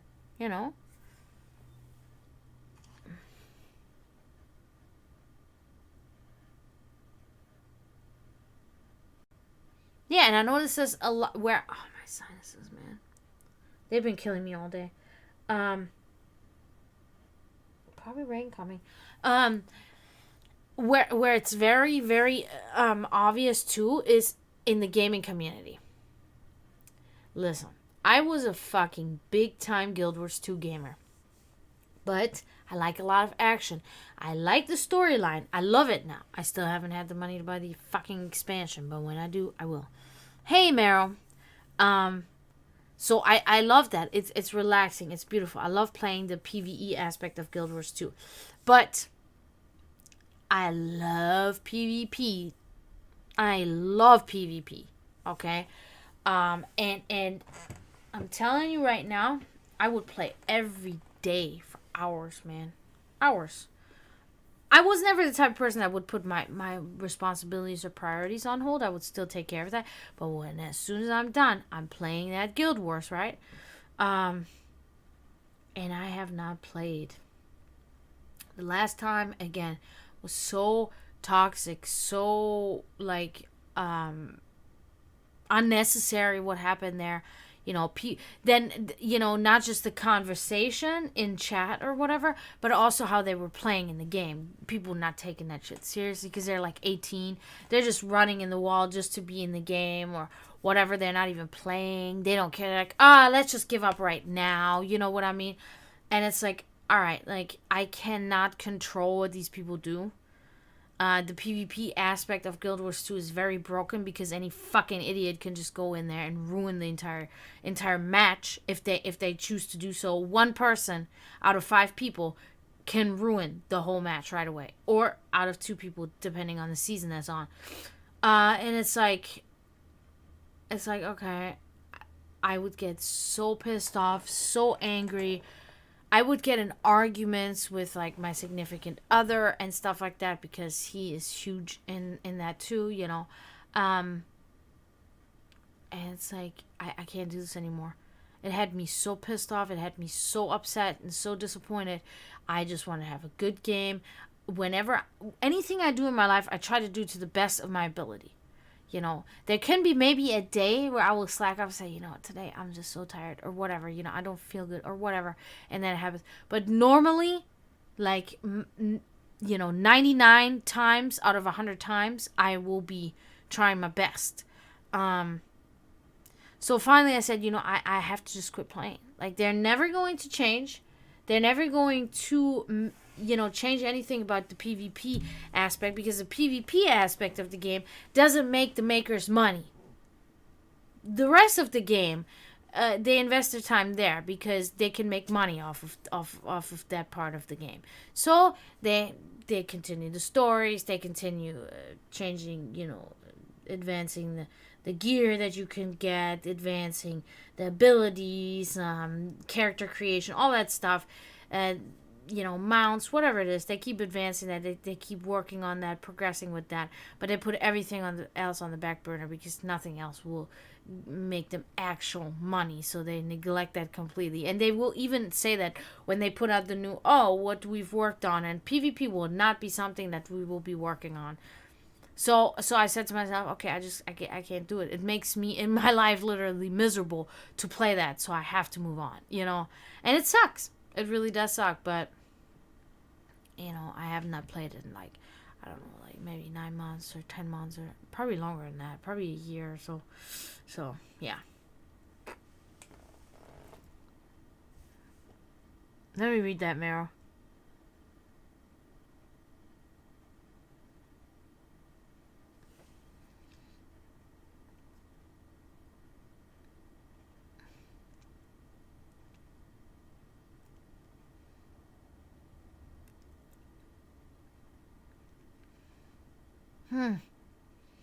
That's a weird dream, Meryl. I think again the reason. Let me shuffle those cards because I know you're trying to get ready. I think again the reason why you're probably having this dream about your mother with your mother and your siblings is because you're you know you are working out your past in your sleep. That's what I think is a big pointer here, I guess.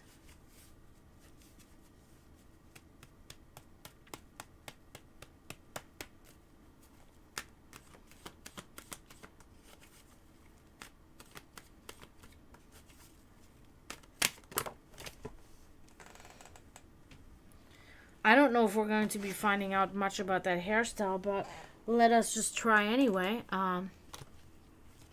Like a mullet, huh? Oh, you want... Then why don't you do your hair like that? Maybe that's why it was like that. Ooh. Why?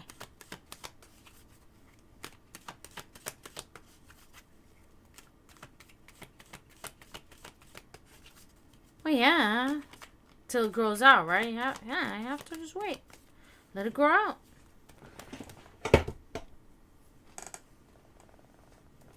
Oh.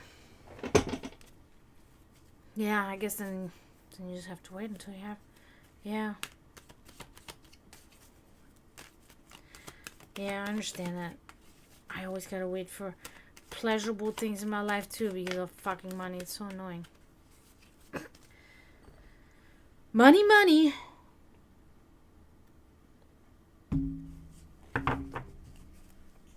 Money rules this planet.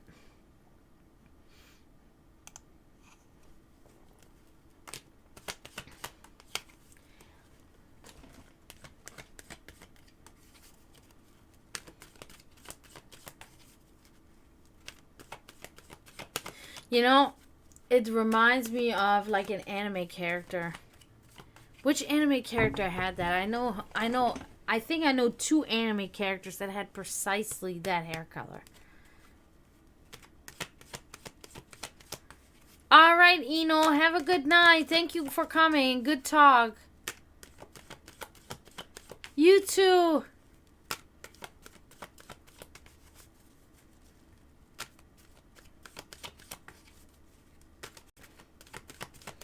All right, Meryl.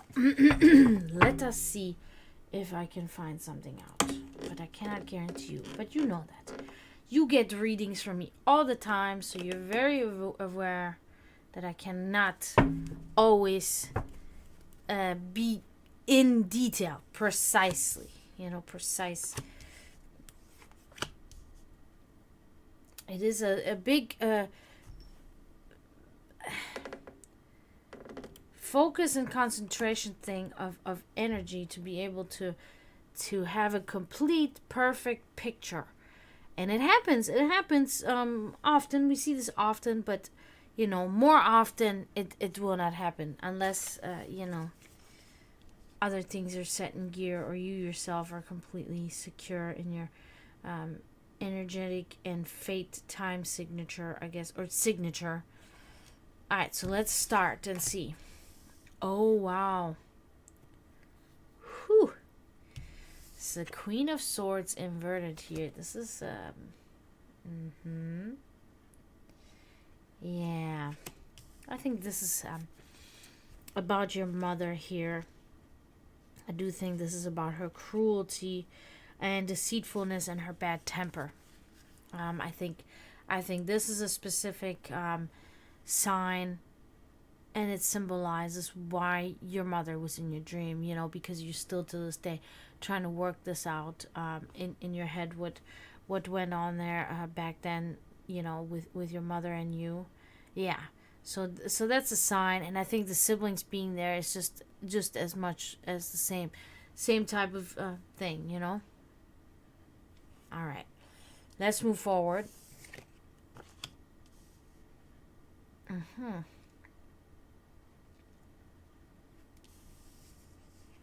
All right, so we get the Five of Wands inverted here. So we can see here that regardless,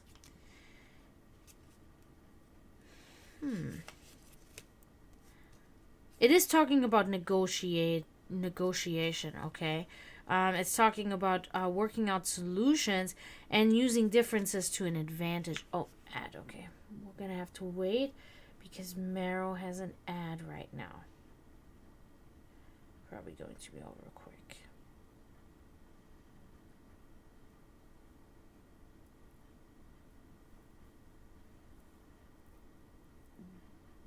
Okay. So, yeah, so it's looking like, you know, and this is I feel like, yeah, I feel like this is you in your subconscious, and also related to your siblings in a way. You're negotiating. I feel like this is part of your dream, working out a solution to your feelings about your past. Okay, I think that is what the dream is all about. Okay, using differences to an advantage.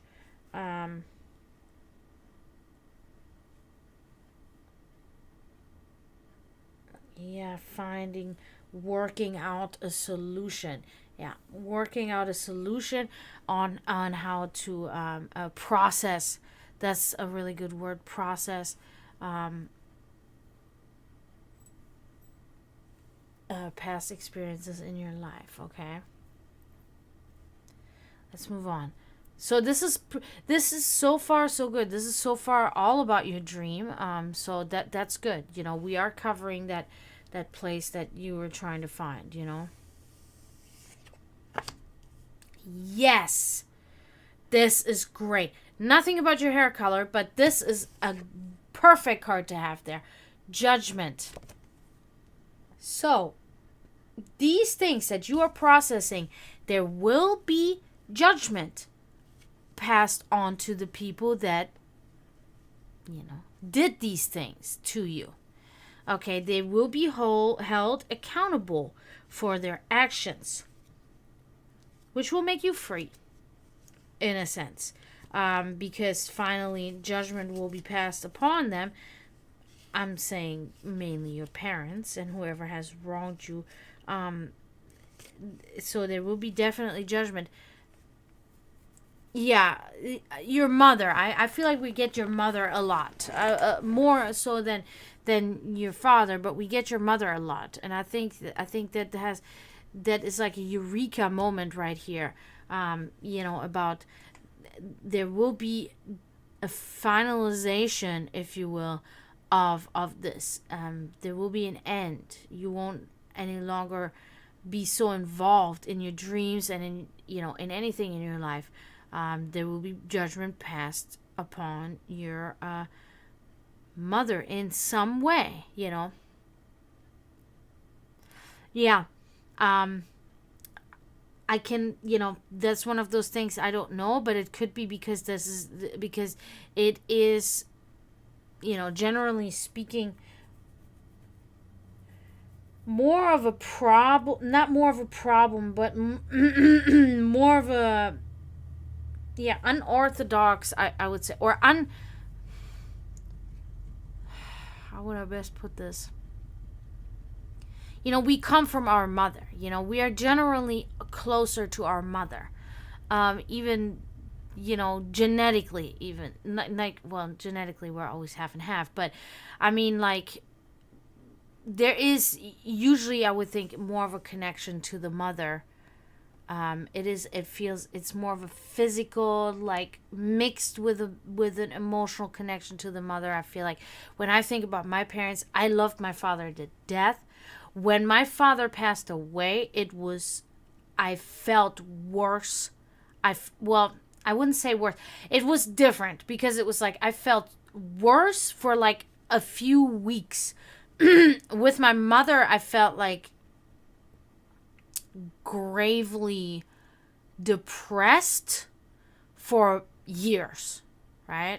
With my father, it was like panic and just total sadness completely coming out of me like all the time for like weeks, but it's like I still can tell the difference in my feelings when they were both alive, how I felt like I always felt and I always intuitively knew and instinctively knew that connection to my mother was that is a different connection than with your father, so I feel like that's why this keeps showing up more for you, because your mother, your father, okay, your father did this to you, it's your father, but your mother, you know what I mean? Like, look at it that way, it doesn't make it any better, of course, but I'm just saying, yeah.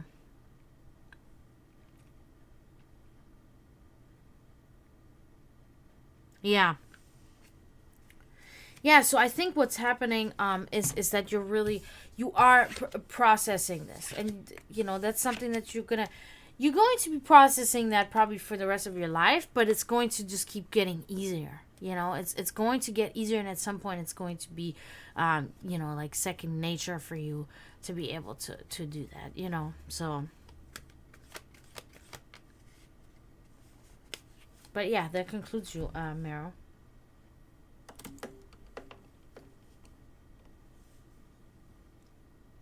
Nothing about that hair though.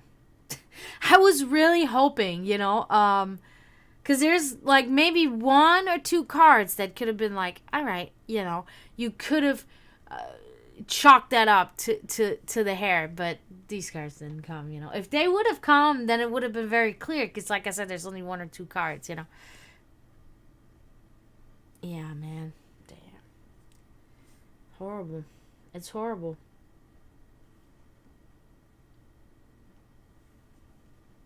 Yeah. Yeah, yeah. That could be. Exactly. That's a very good thought. Something, yeah, something you wanted to do and then show your parents, like, look at my new hair. Look awesome. Or, something like that. I don't know. Oh, back.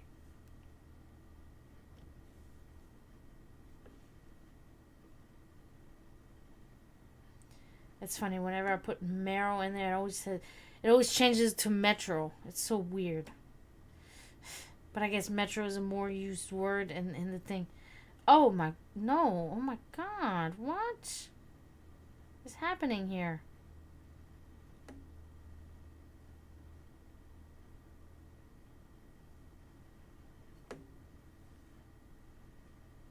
Yeah. I understand. A little bit, at least.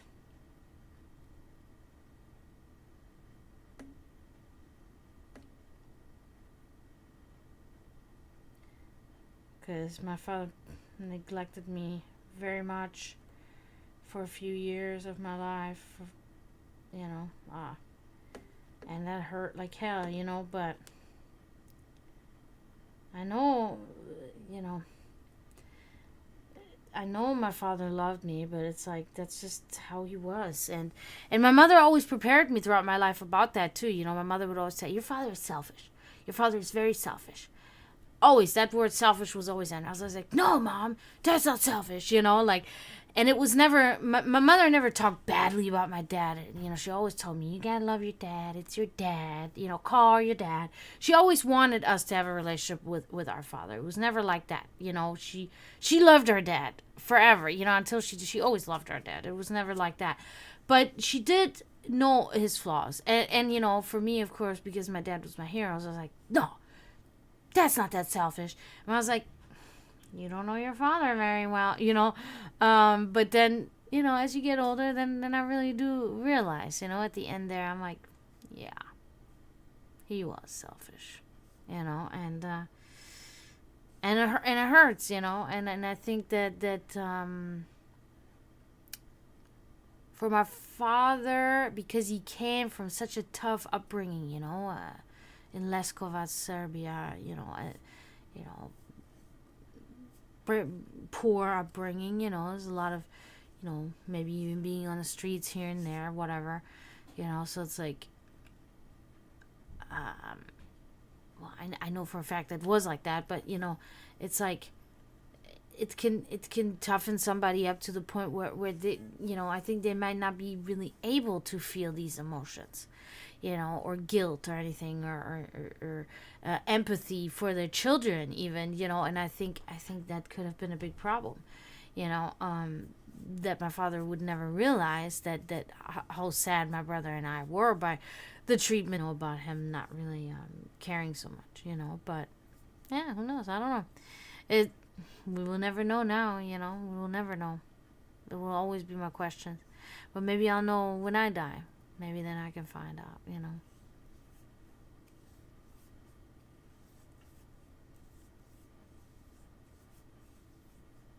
Yeah. Yeah, it is unfortunate though, because your parents, they should have made it better for you. My parents did. You know, my father, my father being selfish did not change that. When we were kids, my mother and my father both tried their best to their ability to give us whatever they could to make our life the best possible. Because they didn't have it so easy as children. So they said, okay, we want to make sure our kids have it better. And I think that's what every parent should be doing. You know, yeah, and that's fucked up. That's fucked. You know, these things these things happen. These things happen, and you can't do anything. But I am also a firm believer that if you have any doubt in your mind that you will not be able to provide whatever your child needs, then you should not have a child. One of the biggest reasons why I haven't had kids, because I've never been in a position. Oh shit! I never twisted the video around. I've never been in a position where I could say, I will be able to provide for this child, in a perfect, or not in a perfect way, but in an almost perfect way. So then I'm not gonna do it. Ooh, that's the one I didn't put in the right way.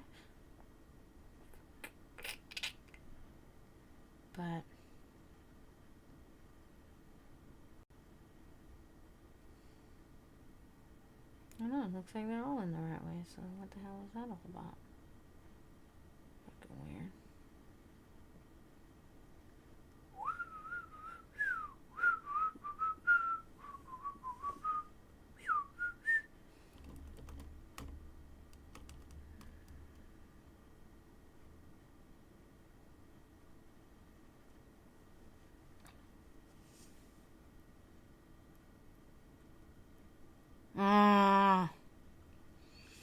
Mm-hmm.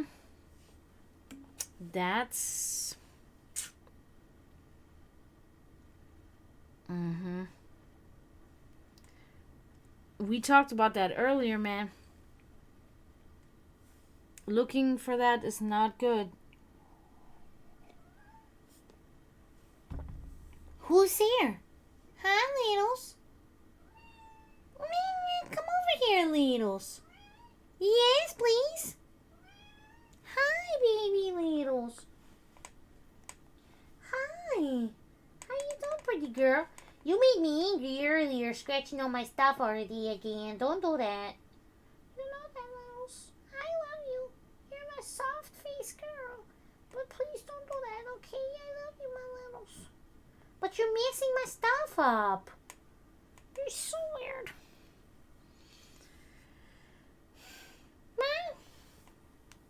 You want more cuddles? Oh, my girl. Yeah, I love you too. You guys can't see her. She's so good. Littles, you're so perfect, my little Littles. Except for that fat belly.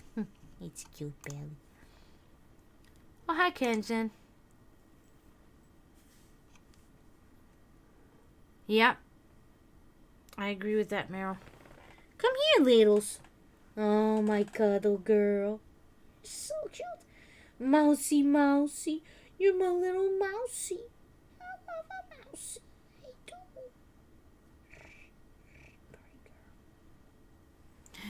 Do, do, do, do, do.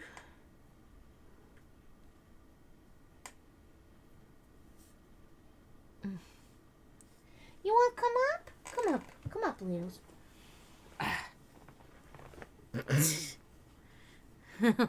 Oh, you just gonna do it like that? Okay, Littles, I love you. Love, Kenjin, love.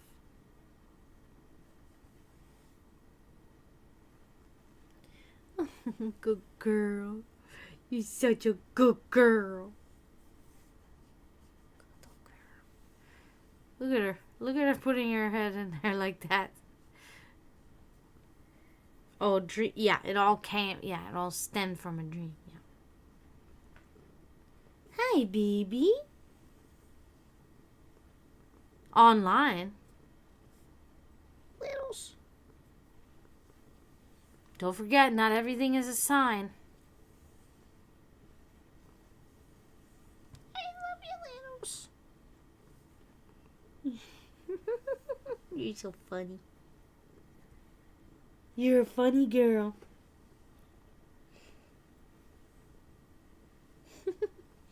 She's really cuddly right now. It's a good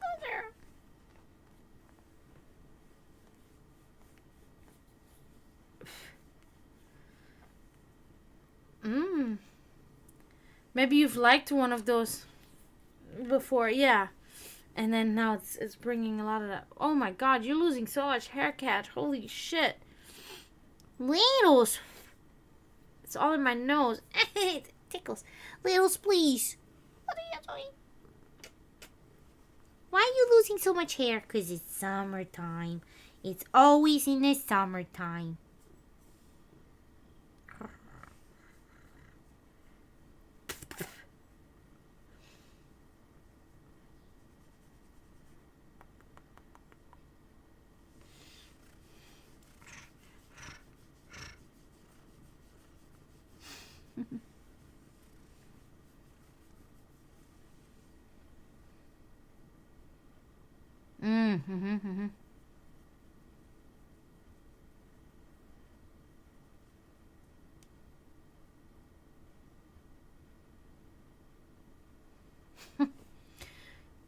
like 666 or 666? Because if that's the case, then they spend a lot of fucking money on groceries.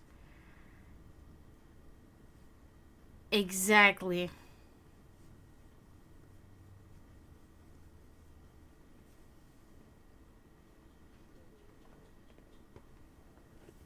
Littles, Littles, Littles, look at her tail. Your tail is still there, Littles.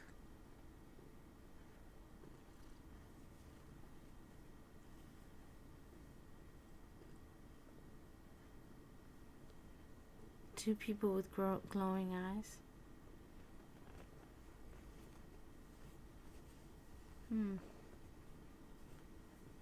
I don't know if that's a sign or not. It takes a long time and a long path, experiences, etc., etc. Then, you will learn in that time what are signs and what aren't. That you will feel it, you will know it. Oh my good girl, you're so cuddly. You look like an alien with your big eyes. Alien. Oh yeah, 666. That makes sense. Unconfirmable. That's me. That's me. Exactly. It's like, yeah, I keep seeing numbers too. They don't rise above 5 though. In my bank account. Exactly. That's funny as hell. Littles, you're on the camera. You should look at these people and say hello or something, little face. Sleeping girl? You're not sleeping. You're just cuddly. Purry monster. Love that tail. Love that tail.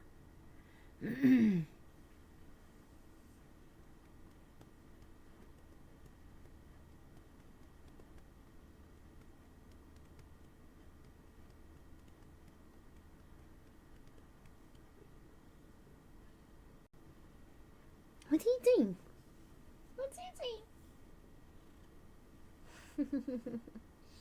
Good girl. I love you too, good girl. Oh, are you leaving? You jumping? You doing a jump? Oh my god, it's dangerous. Don't do it. Don't do it. Oh my god, almost. You shouldn't do it. What are you doing? She's jumping. Oh my god. Littles, you can do it.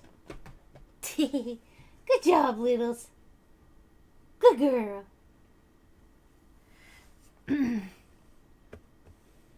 Oh, cool.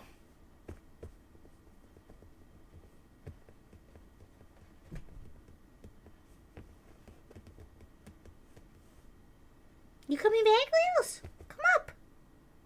Come up. You want to be close to me, then stay. Oh, okay. Well, then you don't want to? I don't know.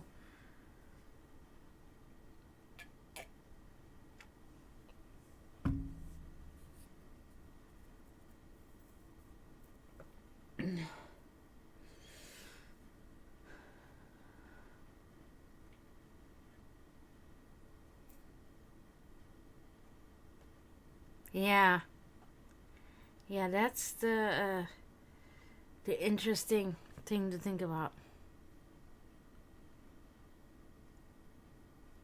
And that's what we're here to find out. And I don't think that our generation will, but maybe a couple generations down will always open up a little bit more, knowledge, and then the core of the truth will come to us in time,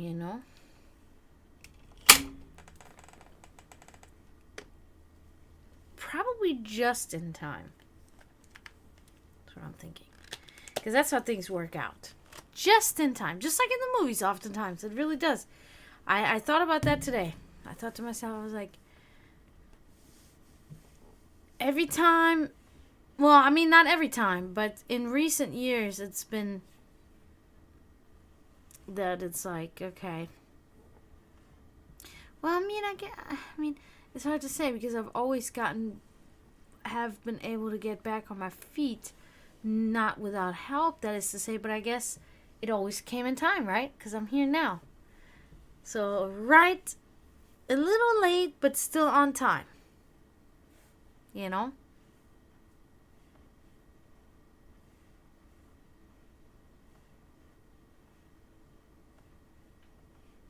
Yeah.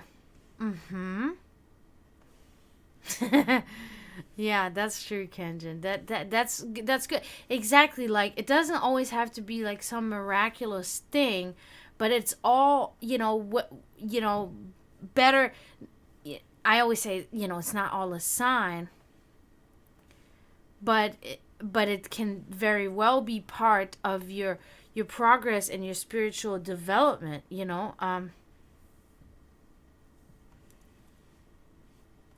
So it would be like, um I don't know, you you become closer, um to these powers, to this hidden art, to this hidden magic, when you open yourself up to it. So things will fall in place. Are there divine signs? No, but not most of them aren't. But they are part of the process of your electromagnetic energy that's now magnetizing this to you. And possibly also part of your fate.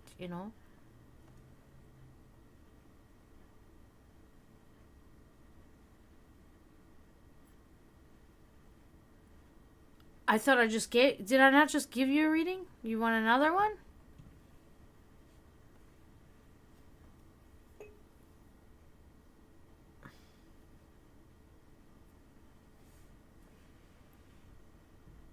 Okay.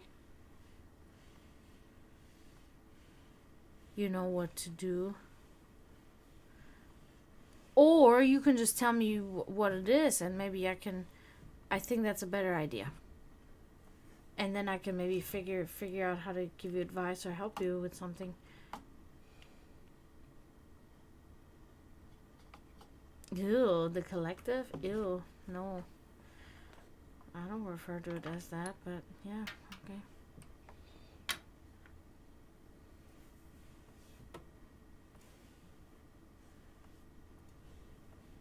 Ah,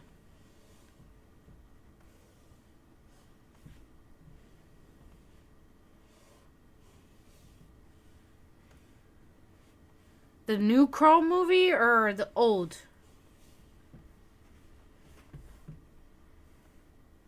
And what do you mean, the spiritual meaning of the movie?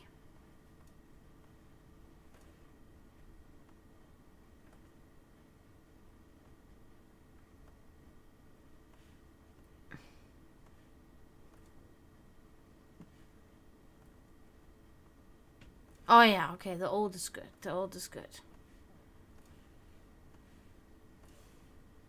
And the spiritual meaning? What do you mean exactly there? Oh, of crows. Okay, okay, okay.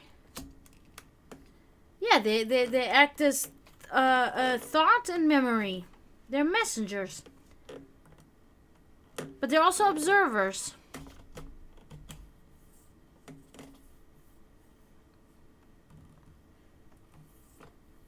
Yeah, I was like, okay. Yeah, but I mean, it could be misunderstood. When he said, I looked up the spiritual meaning of what?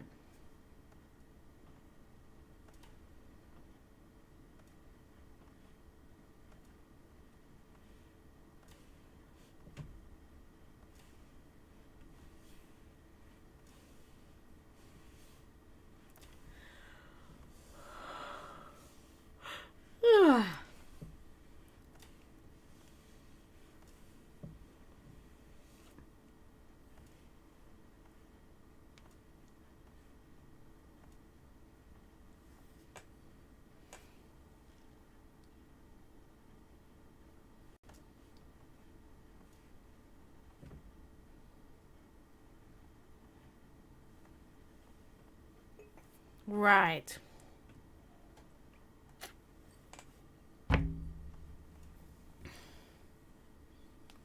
Mm-hmm.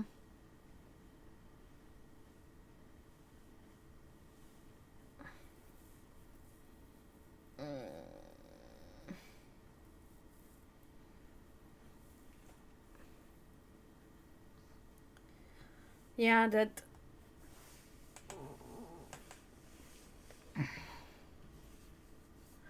that can be a determination, of maybe whether you don't feel good in the morning or you feel good in the morning. In this case, because the dream seemed to be like some kind of like wishful thinking, then it may be feeling good. You're up in the morning with your family,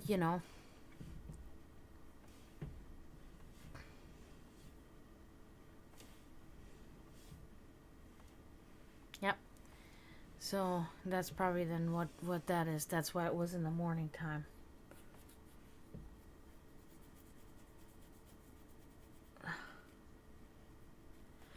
Yeah, but guys, I do think. Oh, asthmatic. Hey. Yeah, I do. I'll just make you my last one because I've been on for 3 hours. And I'm gonna. Whoa, fuck. And I'm gonna hop off. But please feel free to tell me if you want a general or you have something in particular you would like to ask about. Oh my God! Thank you! Hell yeah! Thank you so much! You are awesome!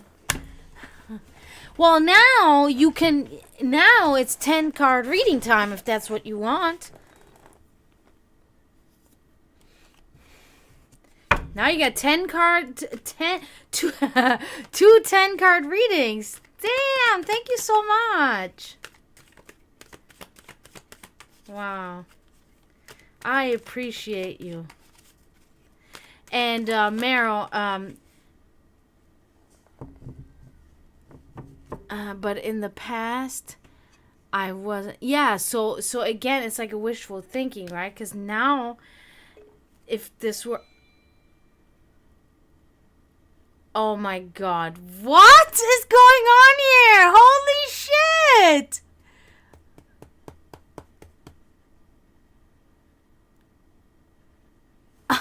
Oh, asthmatic, thank you! Oh my God. Guys, thank asthmatic, whoever is here. Meryl, Eno left. Eno was here earlier. I don't even know who's True Jet. I haven't even seen that person. Vibes. I love that. Wow, thank you so much. So excited right now. This is so awesome. Wow, thank you so much.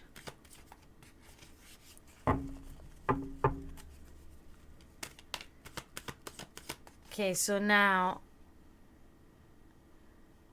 unconfirmable.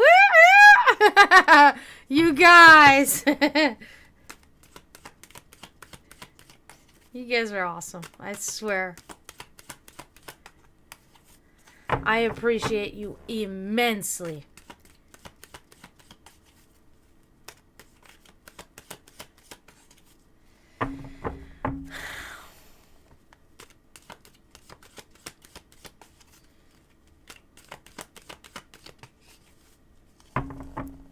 Yep, this is a great surprise.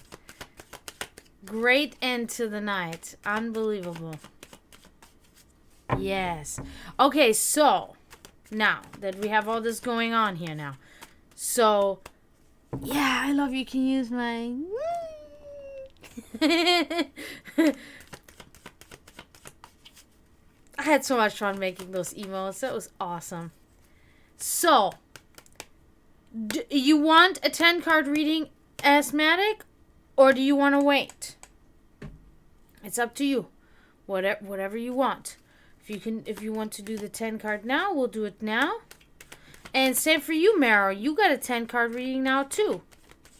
So, well, I guess it would technically be for asthmatic too, but whatever.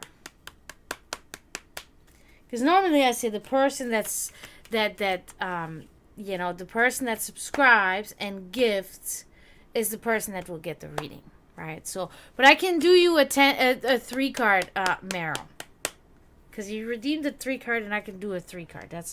That's definitely doable. Perfect. Let me. My conditioner just turned on, and it's freezing me. It's freezing. Okay, cool. Let me shuffle more.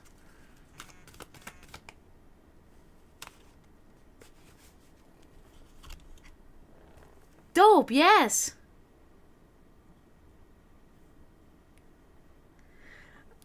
What? Oh my god!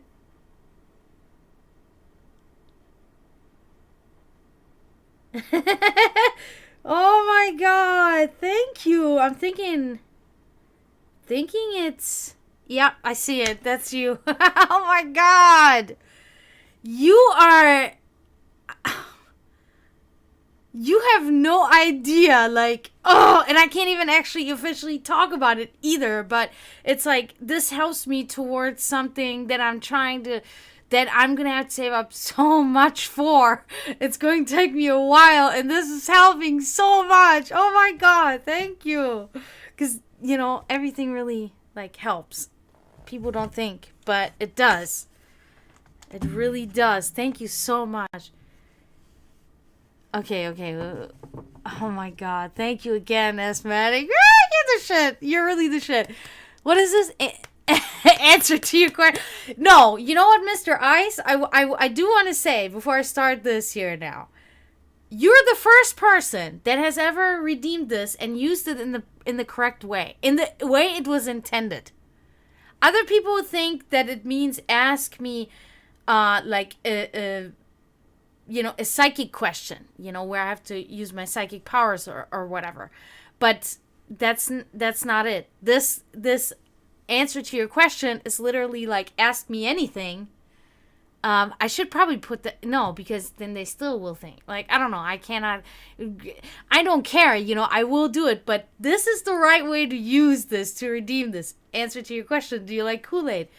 And the answer is no. I do not like Kool-Aid. But that's so funny.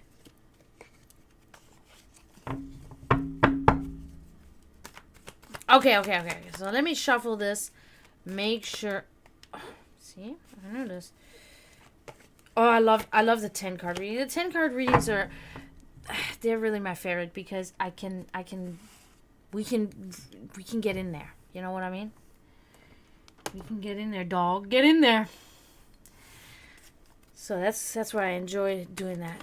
Oh, thank you, Meryl. Thank you so much. You guys are awesome. What an awesome night. Littles, what are you doing? You're a weirdo right now, Littles. Littles, what are you doing? Are you going crazy right now all on your own?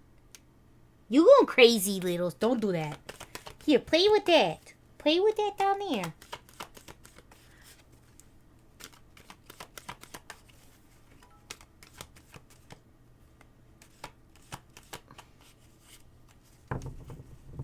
Oh, unconfirmable! Woo! Yay! Cheering! Woo! Thank you! A November 7th Scorpio who had a cat named Chocolate Chip. What does that mean? Is that you? Are you talking about yourself?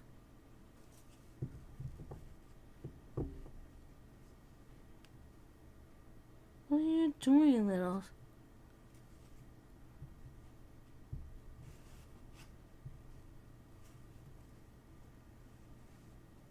What? Let me put the... Thank you, Unconfirmable. Oh my god, you guys! You're making my night, I swear.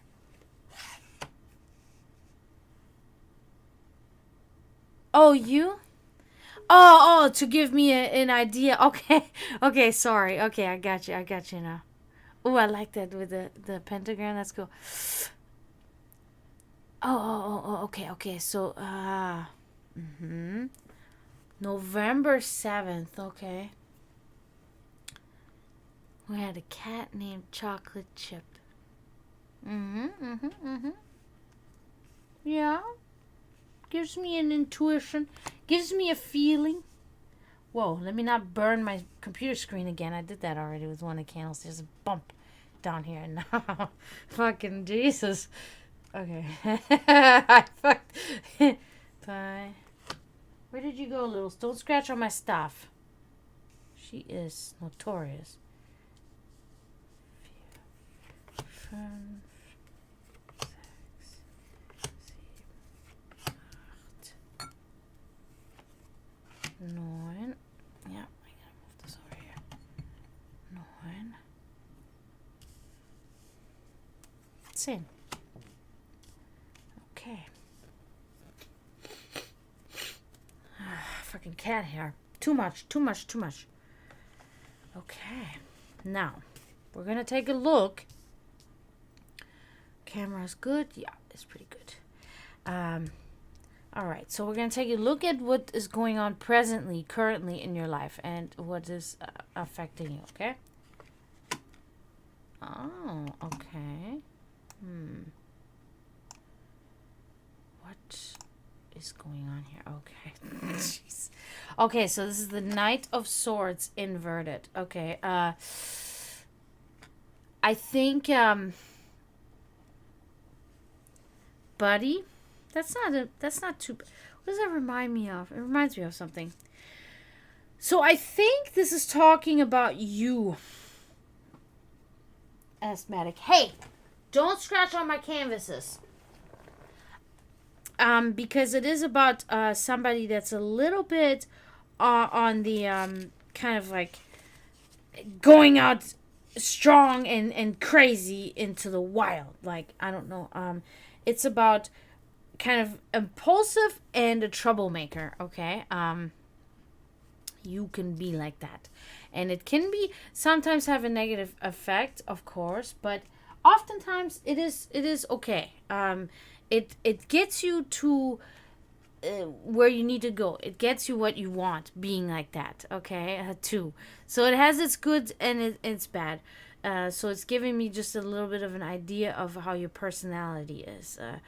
So yeah, definitely a presence in people's lives. You surprise people and you do unexpected things like that. Okay. Littles, you have to go pee? Because I can't let you out right now. I'm busy. Please don't pee anywhere.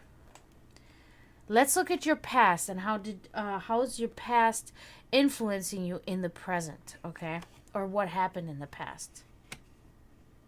Ah. Interesting enough. Littles. I think I might have to let my cat out real quick because I think she's trying to pee somewhere. 4 of Pentacles.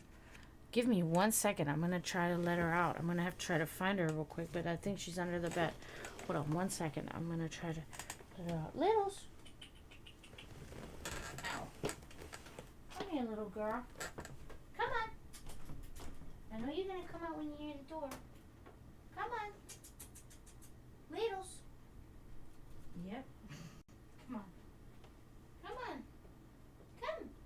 I'm not playing with you right now. Let me out. Come on. You want to play, you want to come. Gotta go. I'm busy.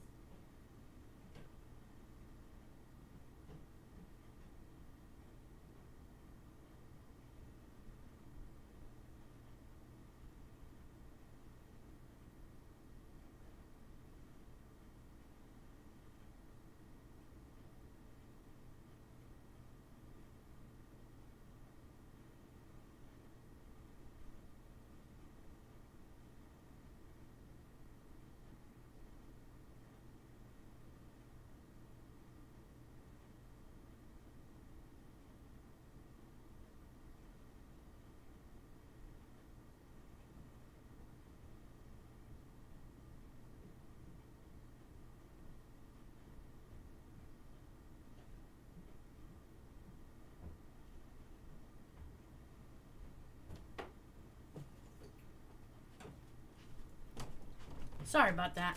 I'm back. I haven't sit in my chair.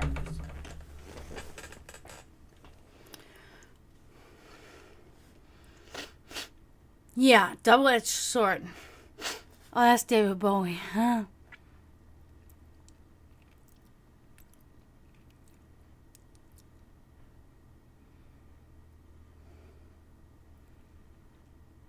I love that song. So cool. And thank you very much for saying that. Thank you. I can be a little bit brash at times, so I've been told. But I mean no harm. So, what I was saying. The Four of Pentacles. So in the past, something about being tight with money.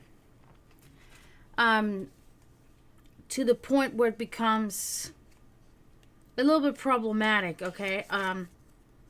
Had an effect on you. I don't know if that was yourself doing that or somebody else was doing that. But it was like, it was greed, okay? It was borderline greed, and it was about money came before everything. And that caused misery, okay? So I don't know if this was you, that you were this person, or if there was a person that was close to you that was acting in that way. And hanky-panky. You don't know what a hanky-panky is? Yeah, so I feel like that this is more somebody that may have been in your area, that may have been around you frequently. You know, could have been a coworker, could have been somebody that would have been, their energy would have been contaminating yours to, you know, to the point you would have noticed them being this way. It may have not been completely, affecting you, but it was somebody that you saw on a regular basis, okay? That was so tight with money that they just didn't care about anything else, and it caused problems, okay? Could have also been a boss that was like that was very much involved, that didn't care about his employees. I think it was a man. And it was causing grief, and maybe even for more people around you. Could be something along those lines, in the past, of material kind of problem there. All right, so let's look at your subconscious. What can we see there? Okay. The Temperance inverted. So something is kind of nagging at you, okay? But it is in your subconscious, so you may not be quite aware of it, that it's driving you, because sometimes that happens. Actually, more often than not, it happens to me. Sometimes I'm like, why am I acting like this right now? Or why am I feeling like this right now? And then I think, and I'm like, oh, this is why. So conflict and bad combinations, discord and excess. That is something in your subconscious, okay? Maybe having to do with this person that you recently cut off. This could be still something that may be lingering to you, because there were some things were not. Oh, hi, guy. You're next.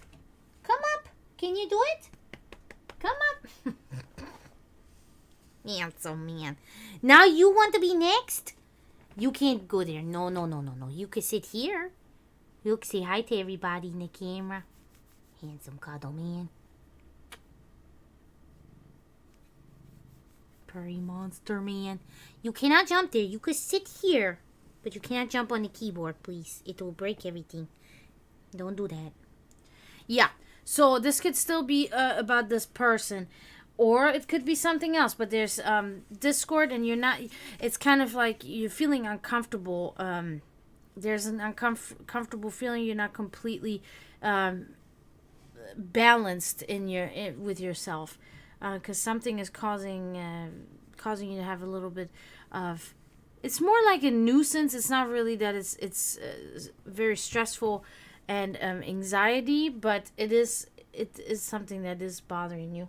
Hey, little man, see? They even posted a kitty with hearts. You're such a lovable man. My little tail man.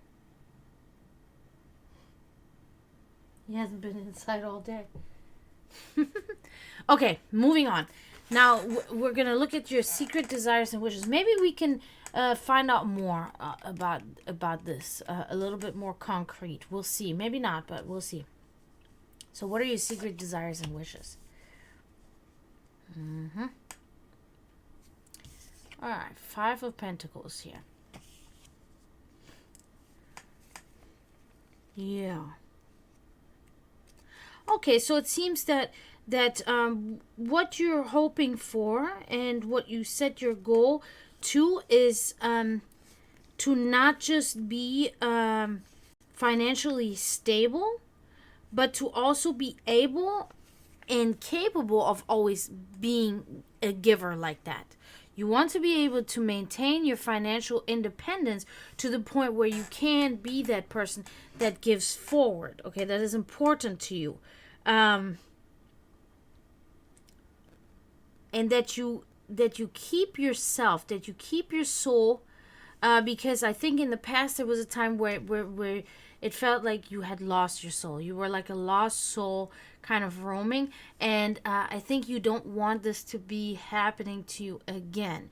You're seeking to maintain your material independence and to maintain yourself. You have found yourself, and you want to maintain that, your authenticity, and you know who you are. Okay. Yeah, I really do love that too. That's why I chose to get this deck, because I've told the story about this before.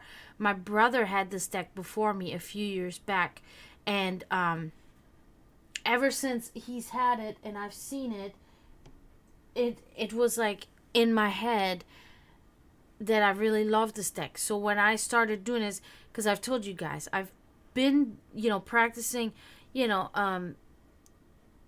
hey Serenity, how are you? I've been a psychic for over 25 years, but I've never really used cards, because I always kind of thought, nah, that's just gonna get in my way, like I don't think that's the right thing to do. I've argued with people about it and stuff, and finally I gave it. I said, you know what, I'm gonna give it a try. And as soon as I did that, I said to myself, if I'm going to do that, I'm going to get the same deck that my brother had back then.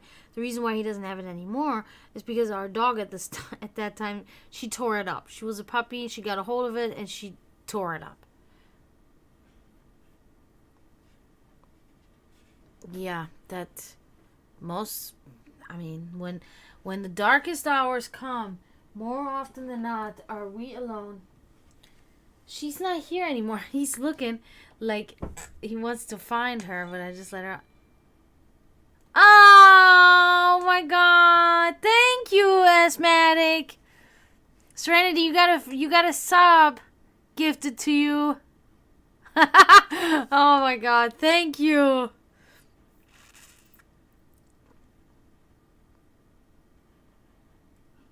All right, so now moving on from that, because and this is true, because normally this card would talk about poverty, a lost soul, homelessness, really the darkest parts that you can reach in your life, and then it'll bring it.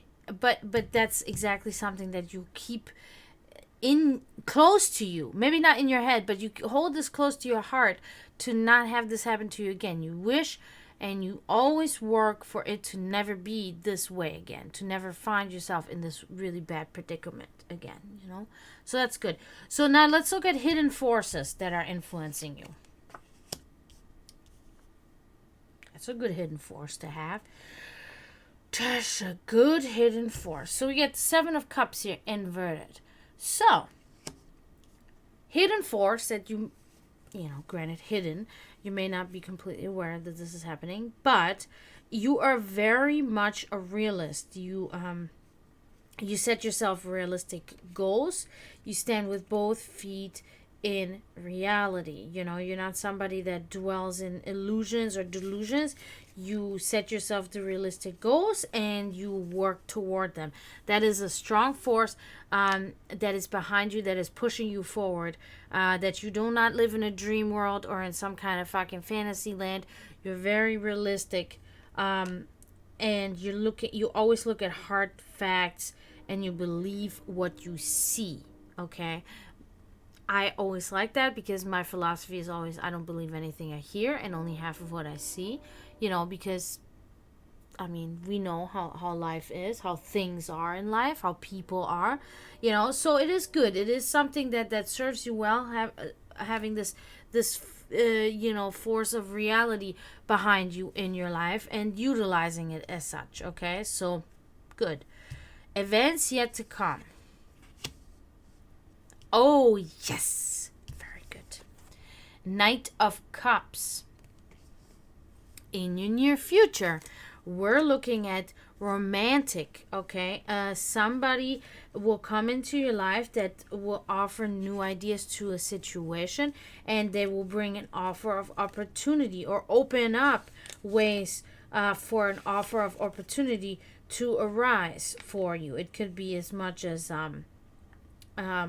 maybe a new job, or it could be something completely different, maybe a new relationship, or something like that. But something new is coming, and somebody new is coming. That is the main thing. Somebody new is coming that will bring new ideas for a certain situation, and it will open up ways for to an offer of an opportunity that somebody will offer to you. Okay, so that's good. That's very good. Now, moving on. Your environment. How's your environment influencing you? Could be your home life, could be your hobby, could be your job, wherever you find yourself. How's that influencing you? I love it. I love it. I love it. I love it. The 10 of Cups. So I'm obviously going to think that this is about your family, because this is the card about family harmony. I would even say tranquility. So whoever you consider family, there's a perfect balance and harmony in your in the life, in your environment, in your family.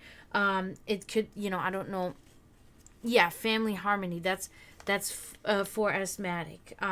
So it is about sharing family values and traditions, inheritance, and a wealthy and prosperous home.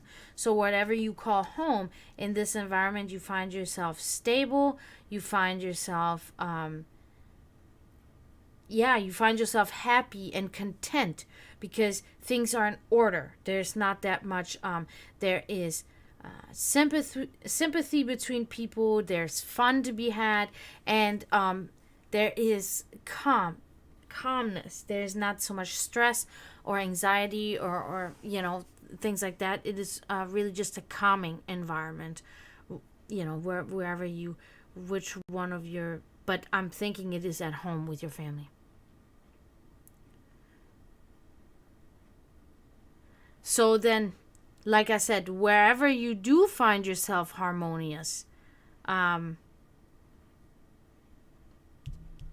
this card applies to. Maybe even in the chat room here. Yeah, whatever, because if I'm going to just assume, if you do not have a good family home, that, or good connection with your family too, then you may not even really consider them much of a family, and you may be considering other people your family, and that's where you find your harmony, or that's where you find that you're content, wherever that environment is, because sometimes it's like, I think it happens to me. It happens to me that sometimes going to work feels better than being at home, because when you have like issues at home, going to work, then you feel like you're in a better place there, because you're more content there. You don't have stress or fighting at home, or whatever. It can happen. These situations can happen. So wherever this place may be, I know feeling harmony is it's fucking hard, dude. That's hard. I totally understand. So yeah, wherever you find yourself, embrace that. Wherever you do find that you're content, that you can laugh, that you can feel comfortable, embrace that. Definitely, it's coming here in your cards. So, it's also, now we also got to put in consideration, I'm thinking about this now. I've said this before. Oftentimes when, because this card here, this card is about events yet to come. And whenever cards are so close to this, it can carry over. So you finding this person in your future, this person of romance, etc., etc., that can also be, it will lead to this family harmony. I'm almost not now going into that direction, because these cards are so close together. Okay. So I'm thinking that, and it's cups too. Just realizing that as well. So I'm starting to think, unless you feel that there's a place now where you feel, where you feel balanced and stable and content and, in some way happy, then this may be something that will come to you in the near future. Okay. But it's going to be part of your life. That's happening. That's going to happen for sure, because this person will enter your life, and then I guess they will probably lead you to that place.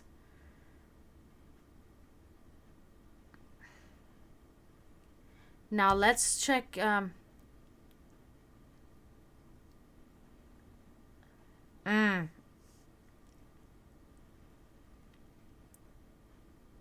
That's good. That's really nice. Yeah. At least I'm sorry that your family life is not good. I'm really sorry. I feel really bad. That sucks. I know how that can be. I've been there many times in my life too. Not my family, but people I lived with or something like that in the past. It was, I would put myself in some positions, man. Oh my God. And it.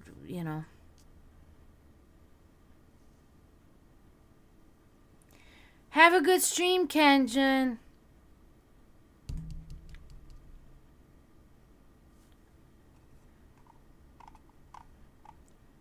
I'm gonna raid you after this.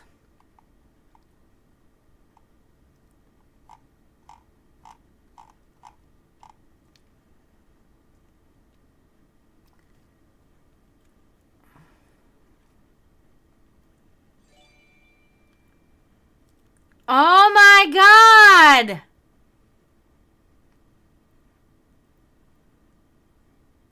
Yeah, you are unbelievable, Asthmatic. Oh my God, thank you. Oh my God. Oh my God. What, I got a moth in here now? Thank you so much.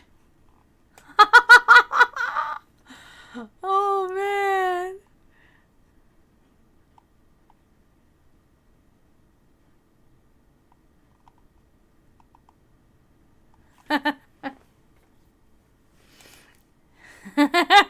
Wow.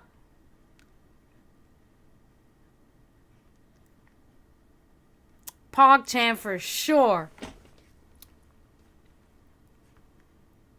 Wow. You're awesome. Hey, cheers! Woo! You guys. Hype train is on. It's so close. It's saying so close. Now don't stop the hype train, people. Let's go. Let's go. Hype train's so close. Gift or a sub or bits to start the hype train. I know nobody. I know. Yeah. I'm working on it too, man. I totally understand. It's hard work, but life, man, life is weird. Life is very yeah, something else, definitely. Well, let me move on here. Thanks again. Thank you, Unconfirmable, and thank you, Asthmatic.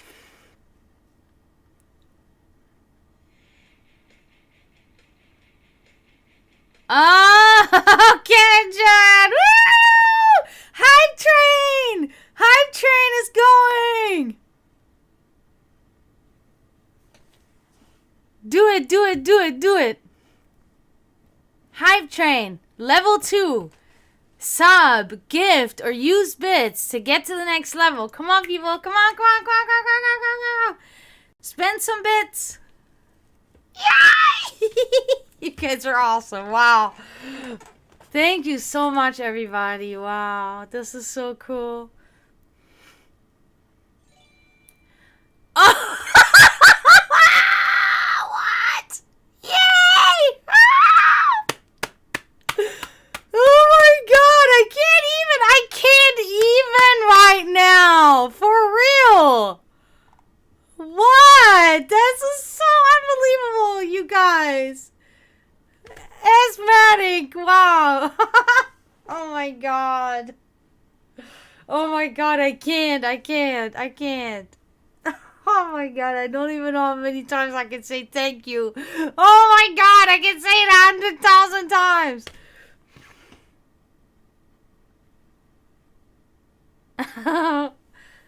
You still got 3 cards, though.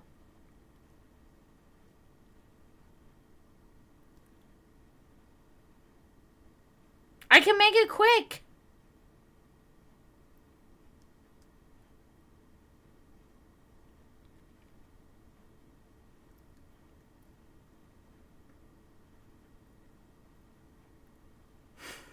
You guys are so awesome, man. You just made my night. Honestly, it's so I've been stressing again. I've been going to the fucking borderline stress anxiety again, and every time this happens now, you guys come through for me, and then you save me. You save me in that moment from fucking mental turmoil, honestly, because I'm constantly bro. Oh my god, man. Yeah, okay, I'll do it quick. Somebody around you. Oh my god, I love Duran Duran. I listen to them all the time. Serious is like my favorite song by them. Besides Save a Prayer.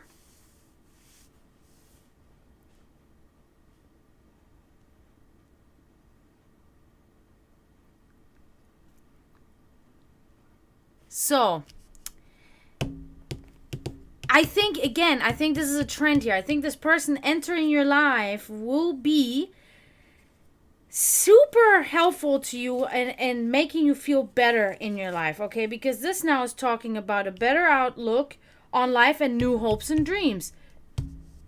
Introducing you to an offer of opportunity leading to new hopes and dreams when it comes to people, because this is about people in your area, people that you're surrounded by. This will be the person you will be surrounded by. It's going to be good. It's going to be good for you, okay? Okay, your spirituality. Let's look at that.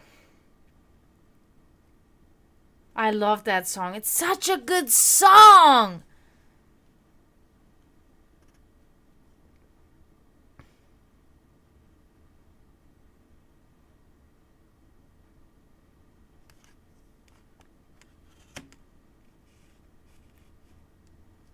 Everlong? That's a good song. Oh my god, we keep on, and it's all cups. Look at this. Dude, this is crazy. Queen of Cups.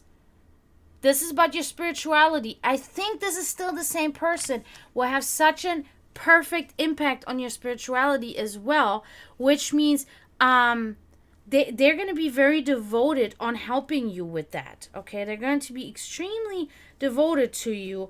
They will be very kind and imaginative and a guiding personality. I think that's still the same person that will help you resolve all these problems, like the boredom in your life, the family problems, and then, maybe some spiritual discord, because as we can see here, these two cards align, which I always tell you guys, oftentimes these two will align.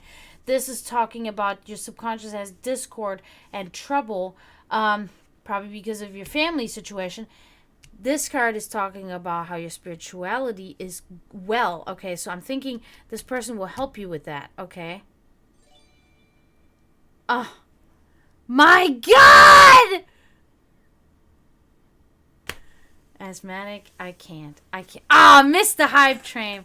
Just missed the hype train, though. Better luck next time. Like, wow, oh my God, you're so insane. Oh my God, thank you. Thank you, thank you, thank you. Oh my goodness. This is me here. This poor soul right here. And you're fucking making this poor soul feel so much better. Oh man, you have no idea. And I'm not by any means I don't want this to be misunderstood is what I'm trying to say. It's just I'm being called a worrywart all the time. So I'm trying, Love that. Okay, so let's look at your final outcome, because I know, well, you did say you wanted to go. I didn't know. I don't want to rush it either, but I want to just do it so then you can. Oh my God, asthmatic? No way. I mean, way actually, but I mean, really, really, the lovers. This is all one thing. Final outcome, you will find your lover, unless you already think you have found it or whatever. But whoever this person is going to be this person. It is very, this is a super easy equation. So there will be love, there will be harmony, there will be passion, there will be romance. We have this here too, the word romance, and union. So I do believe that this is, Warrior Ward. That's a good one. Yeah, I know. Call me that instead of Warrior Ward. Say that 10 times fast. Worry Ward, Worry Ward, Worry Ward. I can't because I'm German. I have a hard time with that. But anyway, this is awesome. This is so good. So, final outcome looks like these things are no longer going to be that big of a deal for you. Asthmatic. So awesome reading for you. That was your whole right half was all about the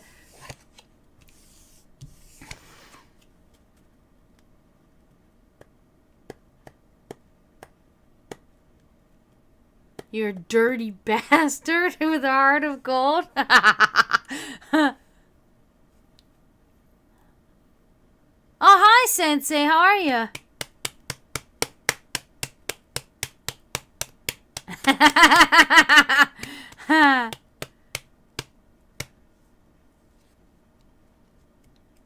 Well, are you talking about literally physically big? Because even if they're not really really big, they can probably still fight a bear.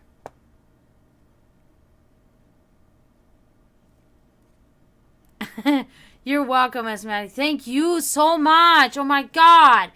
I can't even I can't even describe how thankful I am to you.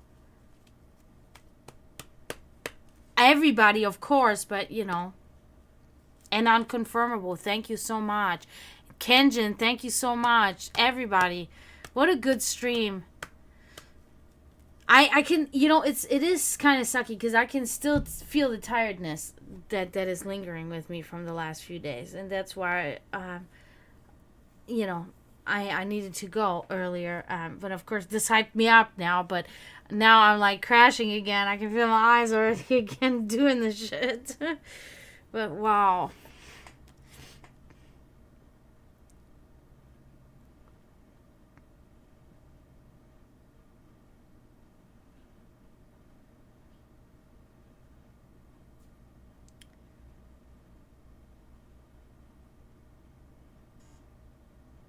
I'm having a good. I don't know if that was for me now, but um, I've I'm so appreciative of you guys. I know Serenity, you're up next. So I'm gonna shuffle this now for you. Yeah, thank you. No, I'm doing good. I'm doing good.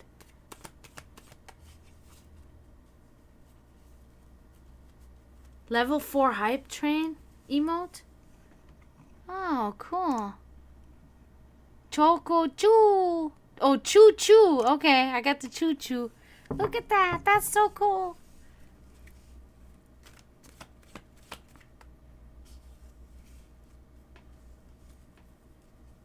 Aww. It looks like you're going to find that person. That's what was your whole half of your reading about. Of your cards. That's so crazy. I've never had it like that. That's a first. That's a first. Actually, I've had one person that had the entirety of the thing was about, but never like this way. And they were all cups, too. That was the weird part about it. Bye, Asthmatic. Have a great night. Sleep well. Thank you so much. Thank you, thank you, thank you.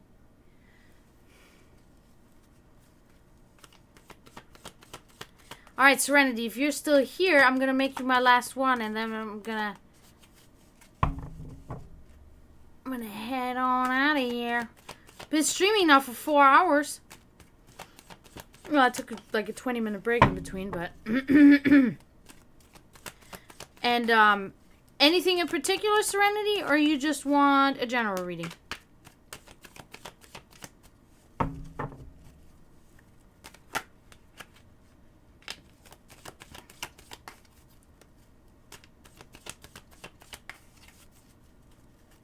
Just a general. Okay. Alright, I do want to say thank you to everybody. I want to say thank you, Promethean. Thank you, Kenja. Thank you, Unconfirmable. Thank you, Asthmatic. Thank you, thank you, thank you. Thank you, Serenity. Thank you, Meryl. Thank you, I think Cheese Leaf was in here. Thank you, Savvy.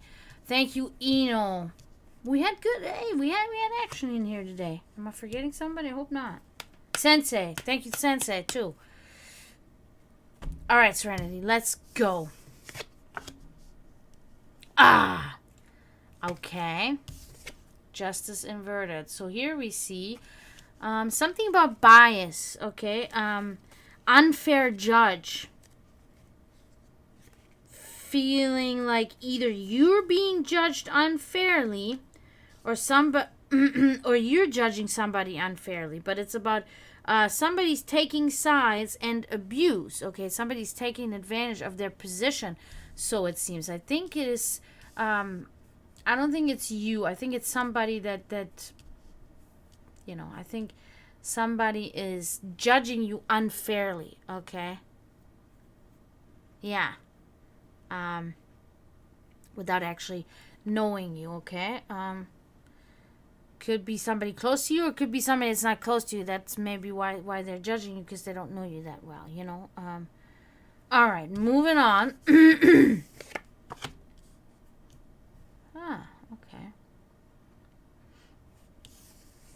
I got the 7 of Cups here. So you find yourself enjoying being a little bit more introverted, being a little bit more on the daydreaming side, and just kind of you're starting to kind of like to be a little bit more in the fantasy world, and you know, kind of trying to avoid serious matters right now, okay? You're trying to give yourself a break, and you just like your imagination, and you're enjoying having thoughts of fantasy, maybe of creativity. Maybe you're getting into something creative, and you kind of feel comfortable there right now, and it's not too bad. It's like you're taking a break from the reality around you and the serious things around you, and you're just kind of like taking a little bit of a break, and you're just sitting there and relaxing and just being in your head, daydreaming, thinking,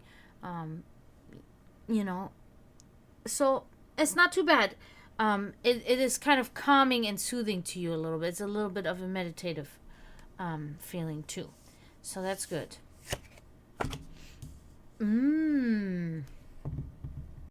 Trouble, more trouble. So the Queen of Pentacles inverted here. So there's something. Yeah, that's not really nice. Somebody is dependent on others for monetary support, okay? Untrustworthy person and poor social graces. I think this may be the same person that we're talking about here. That may be somebody that's kind of jealous of you because you're financially very independent. You don't really rely on anybody. You do most of these things yourself, and this person's not doing that. This person and they like to act out because they're jealous, and so they act a fool sometimes, okay? But you are keeping yourself in this bubble, which is good. You're not engaging with that. You're trying to distance yourself from that, and that helps you being like that rather than getting involved and reacting to that person, So that concludes you here, Serenity. You are doing you, and it's working for you. So keep it up. Is my advice here. You don't really have to change anything. Just keep doing what you're doing. You're doing well.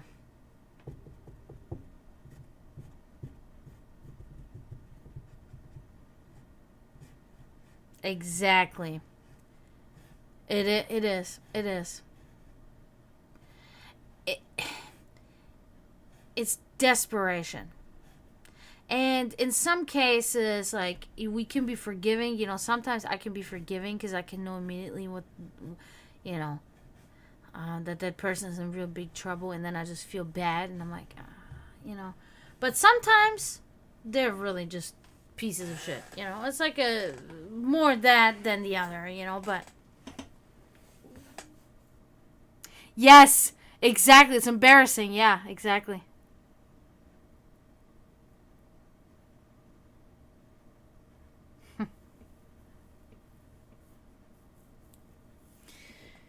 Yep.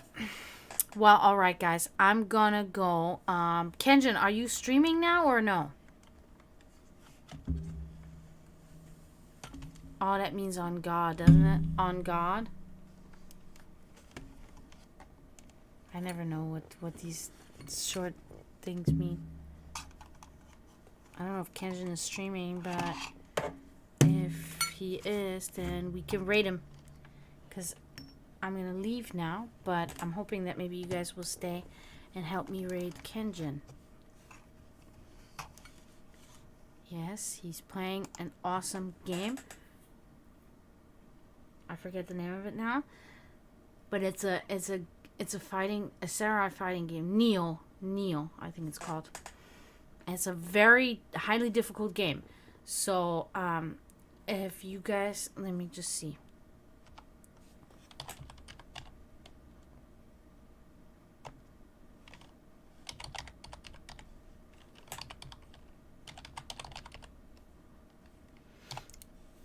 Alright, guys, we're gonna do that. So I'm gonna be back tomorrow. Again, thank you all so much. Don't leave. We're raiding Kenjin, okay? So thank you guys so much. So when I'm leaving here, you guys are gonna be popped into his stream, okay? So I appreciate all of you immensely.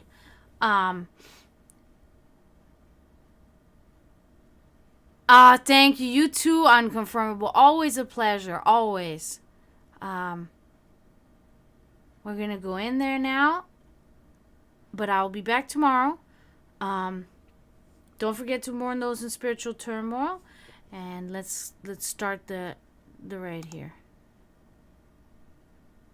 Okay. I say tschüss, zdravo, and until tomorrow, bye. Right now.